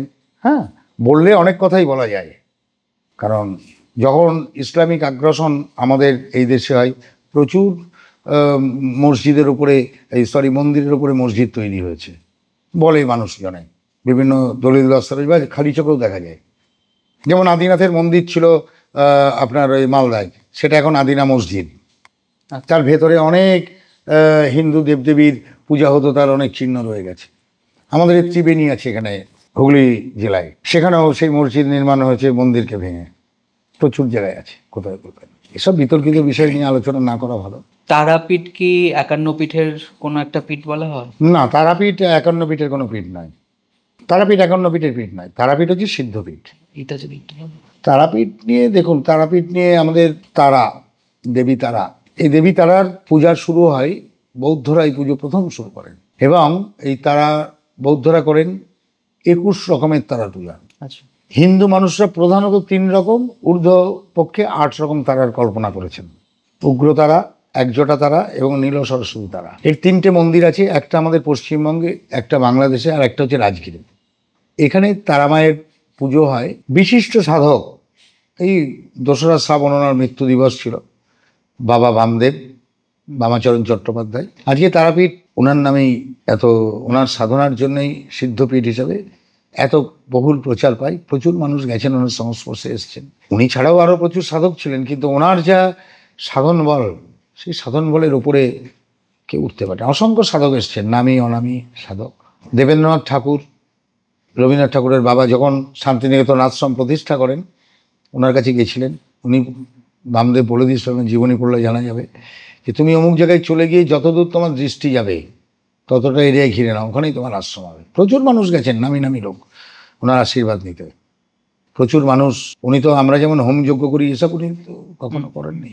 ওনার জীবনী পড়লে দেখা যাবে একজন বলছে যে বাবা আমার মেয়েটা এসে একটু আশীর্বাদ করো, তা উনি তো বসে আছেন মাথা নিচু করে, হাত তুলে বলেন খুব শিগগিরই তোর বিয়ে হবে।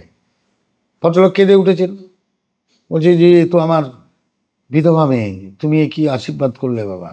উনি ওনার ঘোরের মধ্যেই আছেন, কোনো কথার উত্তর।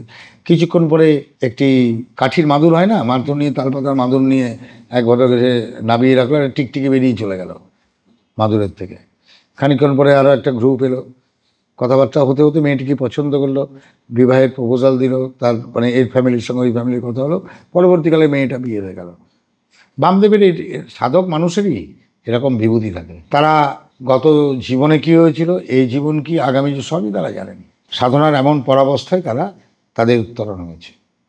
প্রচুর সাধক মানুষ আছেন, আমরা অনেককে জানি, অনেকে বামদেবকে যেমন জানতে পেরেছি, বহু নাম জানা সাধক আছেন। আপনার তারাপীঠ নিয়ে বিশেষ কোনো স্মৃতি অভিজ্ঞতা? তারাপীঠে ধরুন স্মৃতি বলেছি আগে অন্যান্য চ্যানেলে, বিভিন্ন রকমের দর্শন হয়েছে, অনুভূতি হয়েছে।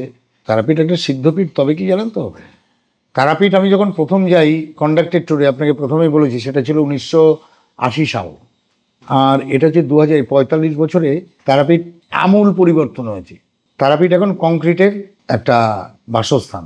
আমি যখন প্রথম যাই একটাও হোটেল ছিল না, আর আজকে মানুষ জমি খুঁজে পায় না একটু বাড়ি করবে বলে। তারাপীঠের আশেপাশে মাঠের মধ্যে, চাষের মাঠ, সেখানে বড় বড় হোটেল, রেস্তোরাঁ হয়ে গেছে, মাংসের ফোয়ারা উঠছে।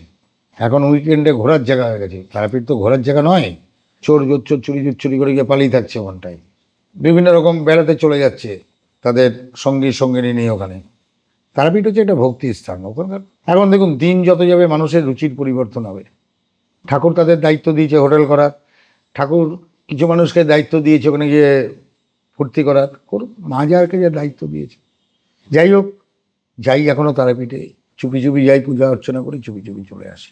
মন্দিরে ঢোকার জন্য অন্য দিক দিয়ে ঢুকতে গেলে 500 টাকা, 1000 টাকা, 2000 টাকা, সোজা লাইনে দাঁড়ালে অনেকক্ষণ সময় লাগে। এসব হচ্ছে, মন্দিরের কমিটি হয়েছে, তার রাজনীতিকরণ হয়েছে, অনেক কিছু হচ্ছে। আর সব মন্দিরে কি করা যাবে।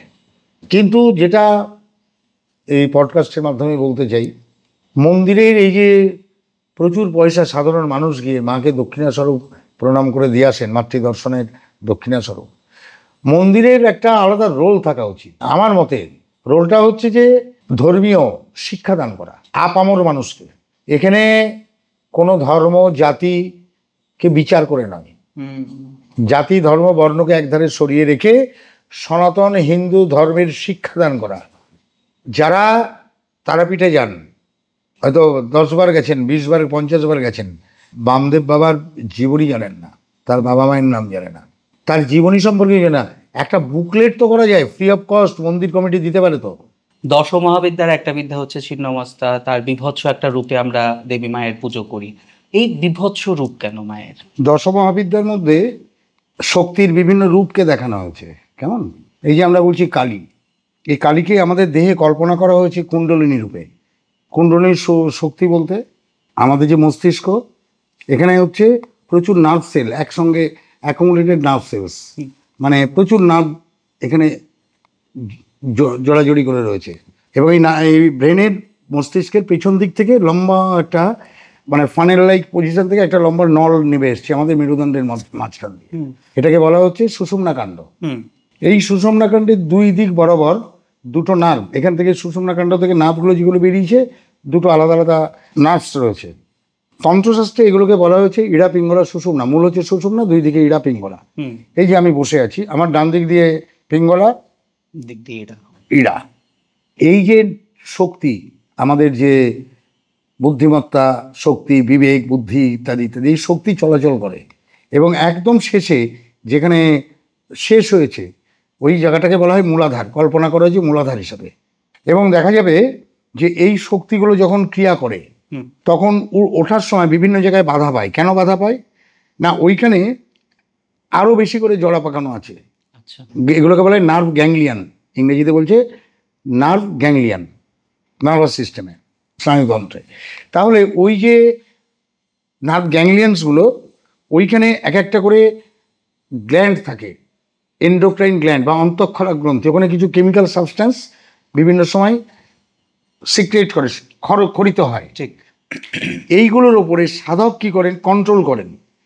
এই যে আমরা বিভিন্ন মন্ত্র জপ করি, এই কুণ্ডলিনী চক্রের এক একটা জায়গায় এক একটা মন্ত্র জপ করা হয় এবং ওখানে এক একটা পদ্ম কল্পনা করা হয়েছে, অধমুখী পদ্ম।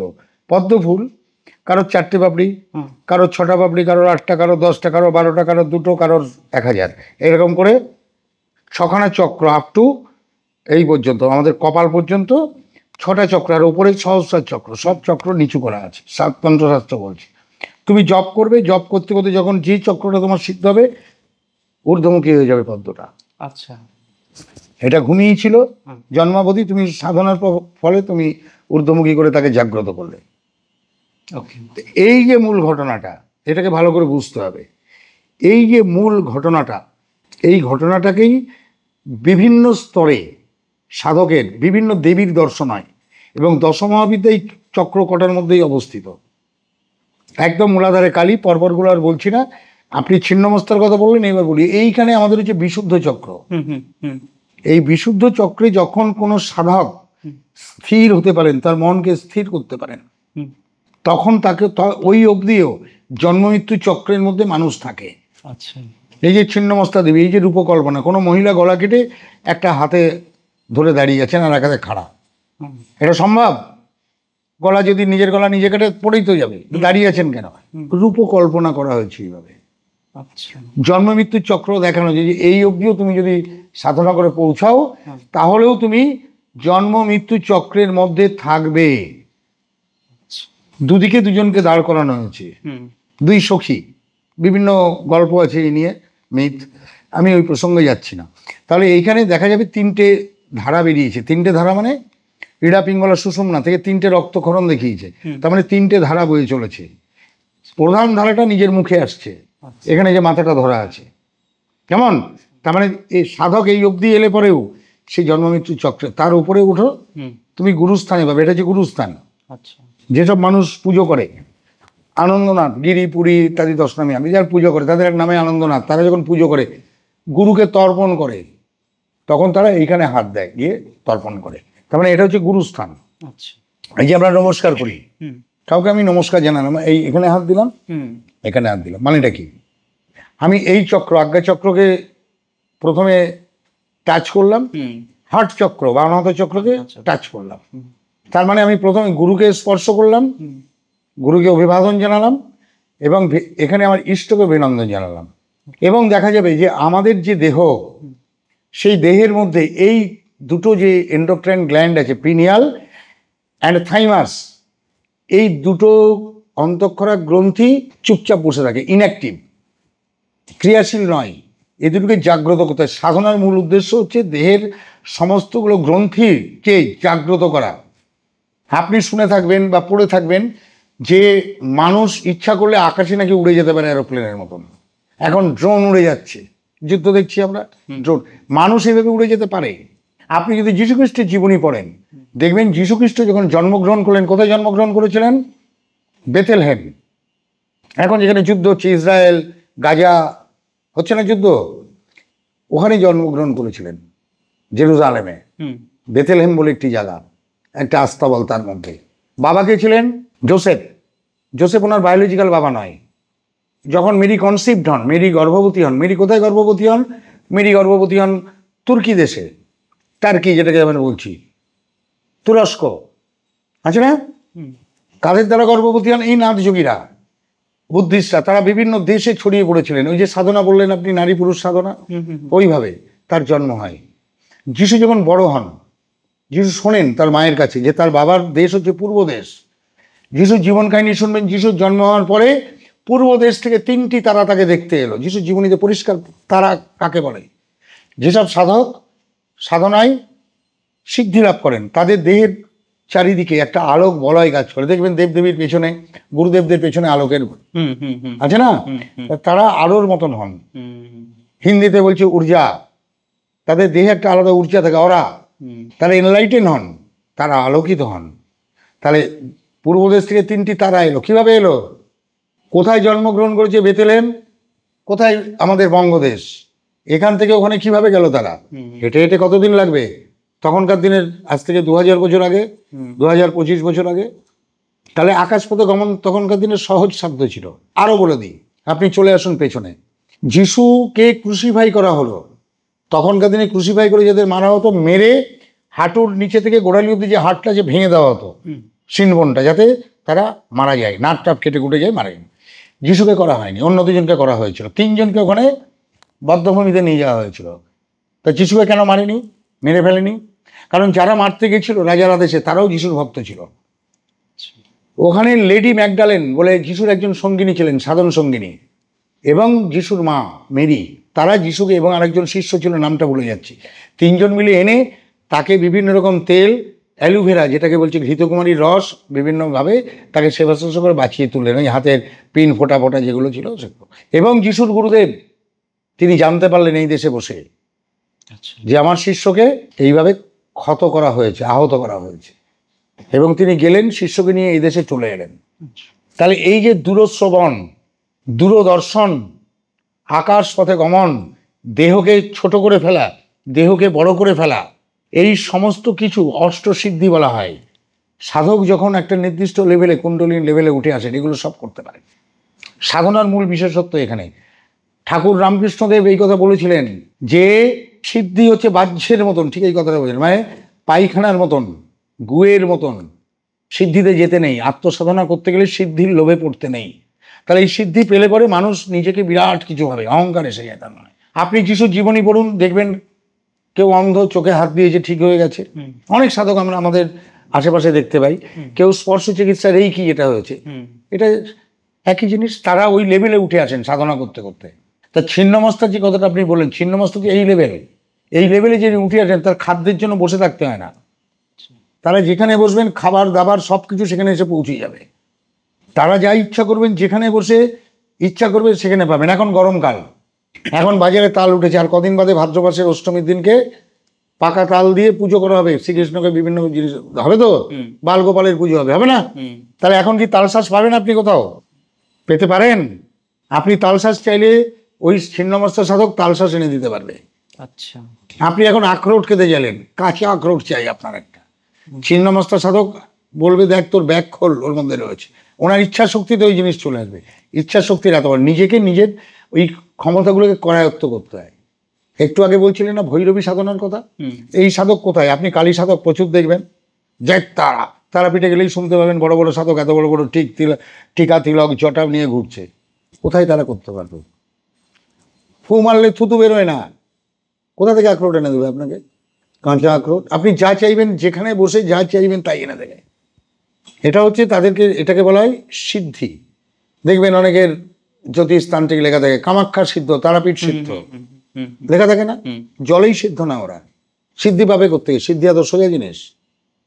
আপনি কালী সাধক অনেকে বলবে, তারা সাধক প্রচুর বলবে, ছিন্নমস্তা সাধক একটা খুঁজে বার করুন তো দেখি। কালী তারার প্রচুর মন্দির আছে, ছিন্নমস্তার মন্দির কটা শুনেছেন? 2-3টে ছিন্নমস্তার মন্দির আছে। একটা আছে আপনি আপনার জানো তো, একটা আছে বিষ্ণুপুর, বাঁকুড়া বিষ্ণুপুরে আছে। একটা হচ্ছে রাজারাপ্পা ঝাড়খণ্ডে। তৃতীয়টা পাবেন কাশিতে, উল্টো দিকে, রাজবাড়ির দিকে, যে বিশ্বনাথ মন্দিরের অপর সাইডে ছিন্নমস্তা মন্দির। এরকম 3-4টে ছিন্নমস্তা মন্দির আপনি পাবেন। আর ছিন্নমস্তা সাধক নেই, ভয়ঙ্কর সাধনা। আর একটা ছিন্নমস্তার মন্দির বেশ কিছুদিন আগে করেছেন, আলো সাধু ছিল, দেহ রেখেছেন আমাদের কাঁচরাপাড়া যে শ্মশান আছে রামপ্রসাদের ভিটে, গঙ্গার ঘাটে যাবেন, নামতেই বাদিকে দেখবেন আলাদা সমাধিও আছে সামনে, একটা মন্দির আছে। বাস, ছিন্নমস্তা সাধক আপনি পাবেন না। তার একটি মাত্র কারণ, ওই লেভেলের সাধক নেই। সাধনা আলাদা বস্তু। তন্ত্র সাধনা মানে খুব ভালো পুজো করলেও তন্ত্র সাধক নয়।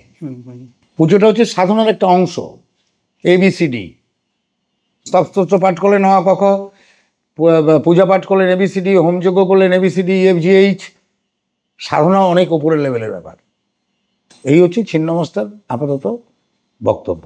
এবার এই তত্ত্ব নিয়ে অনেক কিছু আলোচনা করা যায়। অনেকে বলেন ছিন্নমস্তার পুজো করা অনেক কঠিন, ঘরে করা যায় না। ঘরে করা যায়। গৃহীরা ঘরে বসেই ছিন্নমস্তার পূজা পাঠ করতে পারে, তার পদ্ধতি আলাদা, জানতে হবে আপনাকে। এর উপরে হচ্ছে ছিন্নমস্তা, এর উপরে হচ্ছে আজ্ঞাচক্র। আজ্ঞাচক্র হচ্ছে গুরুস্থান। গুরু দীক্ষা দিচ্ছেন, তাহলে গুরুকে আগে স্পর্শ করো, গুরুর চরণ আগে ধরো। একটু আগে বলছিলাম এরকম নমস্কার করি। এর প্রথম হচ্ছে এই স্থান, এর উপরে আছে সহস্রার চক্র, 50টা করে 20টা লেয়ার, পদ্মের পাপড়ি, হাজার, সহস্রার মানে সহস্র পাপড়িওয়ালা পদ্ম উল্টো মুখে আছে। আচ্ছা, এর ওপরেও চক্র আছে। আবার এই যে আজ্ঞার সহস্রার বললাম, এর মাঝখানে চক্র আছে।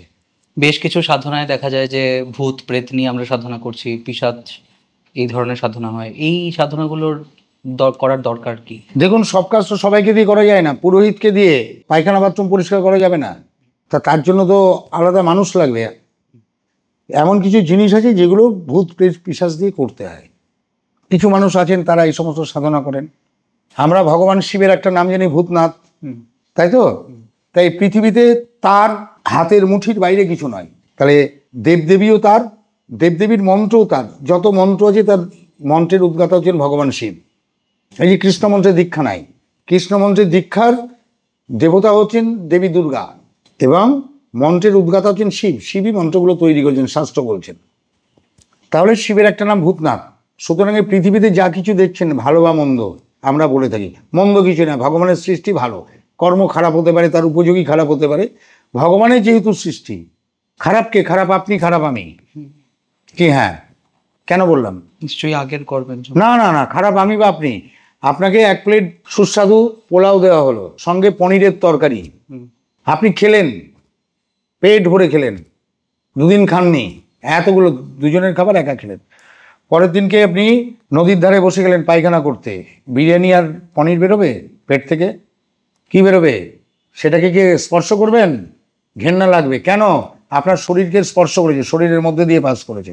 তাহলে নোংরাটাকে আপনি না খাদ্যগুলো? কে? আপনার শরীর। বোঝা যাচ্ছে? সেই জন্য তন্ত্রশাস্ত্র কী করে? দেহকে শুদ্ধ করে। তন্ত্র তনুকে যে ত্রাণ করে, সেটা হচ্ছে তন্ত্র। এই তন্ত্র আচরণ করতে গেলে কিছু মন্ত্র পদ্ধতি আছে, মন্ত্র শিক্ষার ব্যাপার আছে। মনকে ত্রাণ করে। সাধনার মূল বিষয় হচ্ছে মনকে স্থির করা। এই তন্ত্র আর মন্ত্র, এই টোটাল ঘটনাটাকে ঘটাতে গেলে, মন্ত্র উচ্চারণের সাহায্যে তন্ত্র করতে গেলে সামনে একটা অবজেক্ট বা একটা বস্তুকে রাখতে হয়। সেটা হচ্ছে দেবতা, দেবতার প্রতিমা। কেমন? তাহলে সেই প্রতিমা না রেখে, যেখানে প্রতিমা তৈরি করা যাচ্ছে না, পাওয়া যাচ্ছে না, বা স্থান সংকুলন হচ্ছে না, সেখানে একটা স্কিমেটিক ডায়াগ্রাম আঁকা হয়। আচ্ছা, সেই স্কিমেটিক ডায়াগ্রামটাকে বলা হয় যন্ত্র। মানে যন্ত্রটা হচ্ছে দেব বা দেবীর প্রতিরূপ। এই তন্ত্র মন্ত্র যন্ত্র, এটা হচ্ছে আমাদের তন্ত্রশাস্ত্রের মুখ্য বিষয়। এটুকু থাকলে আপনি খালি হাতে পুজো করতে পারবেন, একটু জল লাগবে। জল ছাড়াও করা যাবে। মিনিমাম উপচার হচ্ছে জল, একদম কমপক্ষে। আপনি কাশ্মীরে কাঁধে রাইফেল নিয়ে আপনি পাহারা দিচ্ছেন, শ্রাবণ মাসের সোমবার, শিবভক্ত মানুষ, আপনি ওখানে পুজো করতে গেলেন, শিবের পুজো, খালি হাতে ওখানে বসে পুজো করতে পারবেন যদি 10টা মিনিট 15টা মিনিট ওখানে বসতে পারেন। আপনাকে জানতে হবে কিভাবে করা যায়। পঞ্চোপচারে পুজো করছেন, মন্ত্র তো আপনি জানেন। বেলপাতা কই? ওখানে শিবলিঙ্গের ওপর একটা বেল দেবেন, কি একটা ফল দেবেন, কি করে দেবেন? গন্ধ, পুষ্প কোথায় পাবেন? তা বলছে এসো গন্ধ, এই তানি পুষ্পানি, এসো ধূপ, এসো দীপ, এই তৎ নৈবেদ্যম। এই পঞ্চবজারের পুজো আপনার হয়ে গেল। আপনি ট্রেনে যাচ্ছেন, আপনি আসছেন, ট্রেনে সফর করছেন, সেই সফরের সময় আপনার সন্ধান করার দরকার হলো, আপনি এইভাবে বসে করেন। এর অন্য অনেক পদ্ধতি আছে। এর সঙ্গে বীজ মন্ত্র দেওয়া আছে প্রত্যেকটা। এই যে চক্রগুলো বললাম, দেহের মধ্যে যে চক্রের প্রত্যেকটার বীজ মন্ত্র দেওয়া আছে। বীজ কেন বলা হয়েছে? বীর্য সম্পন্ন, শক্তি সম্পন্ন। কেমন?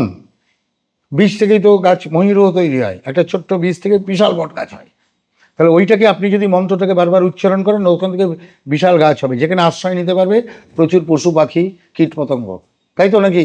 এই জন্য এটাকে বলা হয় বীজ। তুমি এটাকে ধরে নিয়ে বড় করে ফেলতে পারো। তা মানুষ তন্ত্র শিক্ষা করতে এলে কি করে? ওই শিক্ষা করতে এসে আগে পুজো দাও, হোমযজ্ঞ শেখাও, এই করো, মারণ মন্ত্র কী, উচ্চাটন মন্ত্র কী, বিদ্বেষণ মন্ত্র কী, আগে ওইগুলো দেখে। এটা তন্ত্র নয়। বিভিন্ন বই বাজারে পাওয়া যায়, বিভিন্ন সাধু মানুষ বা জ্যোতিষ বা তান্ত্রিক ইউটিউব চ্যানেলে বসে বিভিন্ন মন্ত্র, আপনারা এই মন্ত্র জপ করুন, আপনার খুব ভালো হবে। কিচ্ছু হয় না, জিরো। একটা মানুষ আমার সামনে দাঁড়িয়ে বলুক না আমি এই মন্ত্র জপ করে এটা করতে পারি, হয়নি।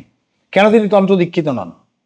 তন্ত্র দীক্ষিত না হলে, মূল কনসেপশন, ধারণা যদি না থাকে বিষয়টা সম্পর্কে, কি করবে? কিচ্ছু করবে না, কিচ্ছু করা যাবে না। একটা রাইফেল আপনার হাতে দেওয়া হলো, ওখানে একটা চাবি থাকে, সেফটি ক্যাচ। এনসিসি যখন করতাম ট্রেনিং পেয়েছে, সেফটি ক্যাচ। সেফটি গেট যদি বন্ধ করা থাকে লোডেড রিভলভারও আপনি চালাতে, লোডেড রিভলভার রাইফেল চালাতে পারবেন না। আপনাকে সেফটি গ্যাসটা খোলা জানতে হবে। ওই জ্ঞানটুকু দরকার হচ্ছে, গুরু ওই জ্ঞানটা দেবে। ওই যে আপনাকে টাচ করলেন গুরু, তাকিয়ে থাকলেন আপনার গুরু, আপনার মধ্যে শক্তি সঞ্চার করে এবার আপনি দৌড়ান। আচ্ছা, আপনাকে গুরুর কাছে গিয়ে জানতে হবে। যে কথাগুলো বলছি আমার গুরুদেবদের থেকে আমি শুনেছি। আমার একজন গুরু নন, দীক্ষাগুরু একজন, শিক্ষাগুরু আমার প্রচুর। চাকমা, আপনাদের ওই ত্রিপুরা আছে না, ত্রিপুরার উপজাতি আছেন চাকমা। আমি ভুবনেশ্বরী মন্দিরে, কামাখ্যার ভুবনেশ্বরী মন্দিরে বসে আছি চুপচাপ দুপুরবেলা। এক সাধু বাবা এলেন। আমি তো, আমার অভ্যাস কোনো গুরুজন দেখলে আগে প্রণাম করা। ছিটকে গেলেন দূরে, খবরদার দেবস্থানে বসে আমাকে প্রণাম করছিস কেন? এটা যে ভুবনেশ্বরী দেবীর স্থান, শুক্র গ্রহের আদিদেবী বলে ওই মন্দির সম্পর্কে অনেক কিছু বললেন। বলার পরে আমাকে 15টা মন্ত্র শিখিয়ে দিয়ে গেলেন। যে এই 15টা মন্ত্র প্রতিদিন প্রত্যেকটা তিথিতে এক একটা মন্ত্র দিয়ে ভুবনেশ্বরী পুজো করবি, তো স্মৃতিশক্তি জীবনের শেষ দিন অবধি ঠিক থাকবে। তো জীবনে কোনোদিন ব্লাড সুগার হবে না, জীবনের শেষ দিন অবধি আনন্দে বাঁচতে পারবি। উনি শিখিয়ে দিয়ে 15টা মন্ত্র, 15টা যে তিথি হয়, 14টা তিথি চতুর্দশী অবধি, 15টা হচ্ছে অমাবস্যা, আর পূর্ণিমা ধরলে 15টা হচ্ছে, তাই তো? এই 15টা মন্ত্র উনি আমাকে শিখিয়ে দিয়ে গেছিলেন। চাকমাদের একজন। এই আরও অনেক কিছু এরকম প্রচুর মানুষের থেকে কামাখ্যা গিয়ে আমি মন্ত্র শিখতে পেরেছি। একা যেতাম, দলবল বেঁধে নয়। এখনও যখন হোমযজ্ঞ করতে যাই একা। এবার গেছিলাম শুধু ওই ছেলে মেয়ে কিছু শিখতে টিখতে আসে, ওদেরকে প্র্যাকটিক্যাল শেখাতে, কামাখ্যা তীর্থ সম্পর্কে পরিচয় করাতে নিয়ে গেছিলাম। বা যাই হয়তো বছরে একবার বা দুবার, কিন্তু আমি আমার যা কাজকর্ম সব একা গিয়ে করি। তন্ত্রশাস্ত্রে পরিষ্কার বলা আছে, যখন তুমি কাজকর্ম করতে বসবে প্রয়োগের কাজে একা একা বসে করবে। তোমার গুরুদেব থাকতে পারেন, অথবা তোমার একজন শিষ্য যাকে শেখাচ্ছ তিনি থাকতে পারেন। তন্ত্রের প্রয়োগের বা পূজা কাজে কখনো কোনো লোকজন নিয়ে করবে না, পরিষ্কারভাবে বলা আছে। আমরা কথা বলতে বলতে পডকাস্ট একদম শেষ দিকে পৌঁছে গেছি। আর একটা শেষ প্রশ্ন যেটা ভীষণ এই মুহূর্তে জানতে ইচ্ছে করছে, অ্যাস্ট্রোলজিতে প্রায় সময় বলা যায় যে তন্ত্রমতে এই করলাম, তন্ত্রমতে সেই করলাম, তাহলে অ্যাস্ট্রোলজির সঙ্গে তন্ত্রের যোগাযোগটা কোথায়? দেখুন, জ্যোতিষ বিজ্ঞানের ব্যাপারটা হচ্ছে, জ্যোতিষ আপনার অতীত বর্তমান ভবিষ্যৎ বলতে পারে। একজন জ্যোতিষী, প্রাজ্ঞ জ্যোতিষী যার জ্ঞান আছে, যিনি স্পষ্ট বক্তা, আপনার অতীত বর্তমান ভবিষ্যৎ বলতে পারবেন। কিন্তু জ্যোতিষীরা বলে এই দোষ কাটিয়ে দিচ্ছি, কারোর কখনো দোষ কাটানো যায়, ভাগ্য পরিবর্তন করা যায় না, জ্যোতিষী অন্তত করতে পারেন না। একমাত্র পারেন মহত্তরা, যেমন বামদেব, যার বিয়ে হচ্ছে না বললেন হ্যাঁ তোর বিয়ে হয়ে যাবে। যেমন ধরুন বামদেবের জীবনী পড়বেন, ওখানে বলা আছে যে ওনার সম্পর্কিত ভাই গেলেন, কাকা বিয়ে হচ্ছে না, বলে হাত পা দেন, থু করে এতটা সর্দি মুখ দিয়ে ফেলে দিলেন, চেটে খেয়ে ফেললো, তার বাচ্চা হলো। যেমন জীবনী পড়ে দেখবেন পেয়ে যাবেন। তাহলে সাধক মানুষেরা কী করেন, এই তান্ত্রিকরা কী করেন, তাবিজ কবজ মাদুরি বা তন্ত্রশাস্ত্রে আছে বাচ্চা কাচ্চা না হলে এটা করবে, এটা করলে এটা হবে, এসব কবজ। উনি কি তাই করেছিলেন? ভাগ্যের পরিবার, যে মেয়েটার বাচ্চা হওয়ার কথা ছিল না বাচ্চা হলো, কথাটা বোধগম্য হলো। এই মহত্তরা মানুষের ভাগ্য এছাড়া কেউ করতে পারেন না। সাধারণ মানুষের ক্ষমতা নেই ভাগ্য পরিবর্তন করার, নেই। তাহলে এই জ্যোতিষীরা যে তাবিজ কবজ মাদুলি পাথর দেয়, এগুলো তাদের মনোবল বৃদ্ধি করবার জন্য, মানসিকভাবে তাদের উত্তরণ ঘটানোর জন্য দিয়ে থাকেন, গ্রহগত বাধা প্রতিসরণের জন্য। তারপর নিজের ভেতরকার শক্তিকে কাজে লাগাতে হয়, যাতে তারা ওই জায়গাটা পেরিয়ে আসে। আপনার একটা ভাগ্য নির্ধারিত হয়ে আপনি এখানে জন্মগ্রহণ করেছেন, এর সঙ্গে আপনার কর্ম, আপনি এর উপরে চিন্তা ভাবনা জ্যোতিষ দিয়ে ক্যালকুলেট করে নিলেন, নিয়ে আপনি জেনে নিলেন এখান থেকে, এবার এর উপরে কর্ম করলেন, তার ফলাফল আপনি পাবেন। আপনি পাথর পড়েছেন বলেই হয়নি। ধরে নিন আপনি চাকরি হচ্ছে না, জ্যোতিষীর কাছে গেলেন, জ্যোতিষী দেখে বলো তুমি এই পড়ো ওই পড়ো, এই তাবিজ পড়ো, এই মাদুলি পড়ো, কি এই পাথর পড়ো, আপনি পড়লেন, পড়লে পড়ে বাড়িতে গিয়ে ঘুমিয়ে পড়লেন কম্বল মুড়ি দিয়ে, আপনার চাকরি হবে? আপনি হয়তো 4 মার্কস পেতেন, ওটা পড়লেন, আপনার মানসিকতার পরিবর্তন হলো, আপনি আরও বেশি করে পড়াশোনা করলেন, 6 পেলেন মার্কস, 9 পেলেন মার্কস, 10 পেলেন, নিজের ভাগ্য নিজে পরিবর্তন করে। সেই কারণে একজন সাধু মানুষ বলেছিলেন যে মানুষ নিজেই নিজের ভাগ্য পরিবর্তন করতে পারে, দ্বিতীয় কেউ করতে পারেন না। ভাগ্য পরিবর্তন হয় না, কারণ আমরা কর্মফল ভোগ করতে পৃথিবীতে জন্মিয়েছি। ভারতীয় দর্শন কর্মফলের উপরে বিশ্বাস করে এবং তার উপরেই ভিত্তিতেই আর কি হিন্দু সনাতন ধর্ম। তাই কর্মফল ভোগ করতে আপনাকে কষ্ট বা আনন্দ সবই পেতে হবে। এই জন্য গীতায় পরিষ্কার বলা আছে, মা ফলে সব কথা চান, ফলের আশা করো না, কাজ করে যাও। ফলের আশা করলেই তুমি দুঃখ পাবে, আনন্দ কিছু পাবে না। এবং তুমি কর্ম করে যাও। কীভাবে কর্ম করবে সেটাও গীতাতে বলেছেন, যে তুমি আমাকে ধরে থাকো, তুমি আমাকে নমস্কার করো। তুমি জানো যে যেখানে যাকে যেভাবেই পূজা করুক না কেন, সমস্ত ফলমূল প্রসাদ যা দিয়েই করুক না কেন, সব আমার কাছে আসে। গীতাতে পরিষ্কারভাবে বলা আছে। আপনাকে গীতা পড়তে হবে। আপনি তান্ত্রিক বলে আপনি গীতা পড়বেন না, হবে না। আপনি শাক্ত দীক্ষা নিয়েছেন, শৈব হয়েছেন বলে গীতা না পড়ে আপনি যেতে পারবেন না। গীতাতে সমস্ত কিছু বলা আছে পরিষ্কারভাবে। জানতে হবে আপনাকে, পড়তে হবে আপনাকে। ভাষা কথা বললে তো কেউ ছেড়ে দেবে না। অনেকে প্রশ্ন করেন, এটা বলে দিই আপনাকে, আপনি প্রশ্নটা করলেন না, আশা করেছিলাম আপনি প্রশ্নটা করবেন। তন্ত্রের শর্ট কর্মের কথা বলা হয়, বশীকরণ, শান্তি, বিদ্বেষণ, উচ্চারণ, এগুলো কি আদৌ হয়? অবশ্যই হয়। এগুলো কোনোটা বালখিল্যের কথা নয়, কিন্তু মানেটা আলাদা। পরবর্তী এপিসোডে যদি কখনো ডাকেন এই প্রশ্নটা আমাকে করবেন, আমি সমস্ত ডিটেলসটা খুলে বলবো। কারণ মানুষের একটা ধারণা আছে, বশীকরণ যদি হয় তাহলে ভারতবর্ষের রাজনেতারা কেন অন্য দেশের রাজনেতাকে বশীকরণ করতে পারছে না, এরকম অনেক রকমের কথা অন্ধবিশ্বাসী মানে অবিশ্বাসীরা বলে থাকেন। এগুলোর সমস্ত কিছুর সহজ সরল সমাধান বলে দেব। আজকে আপনার সময় শেষ হয়ে আসছে, আজকে এইটুকু বলি, নমস্কার।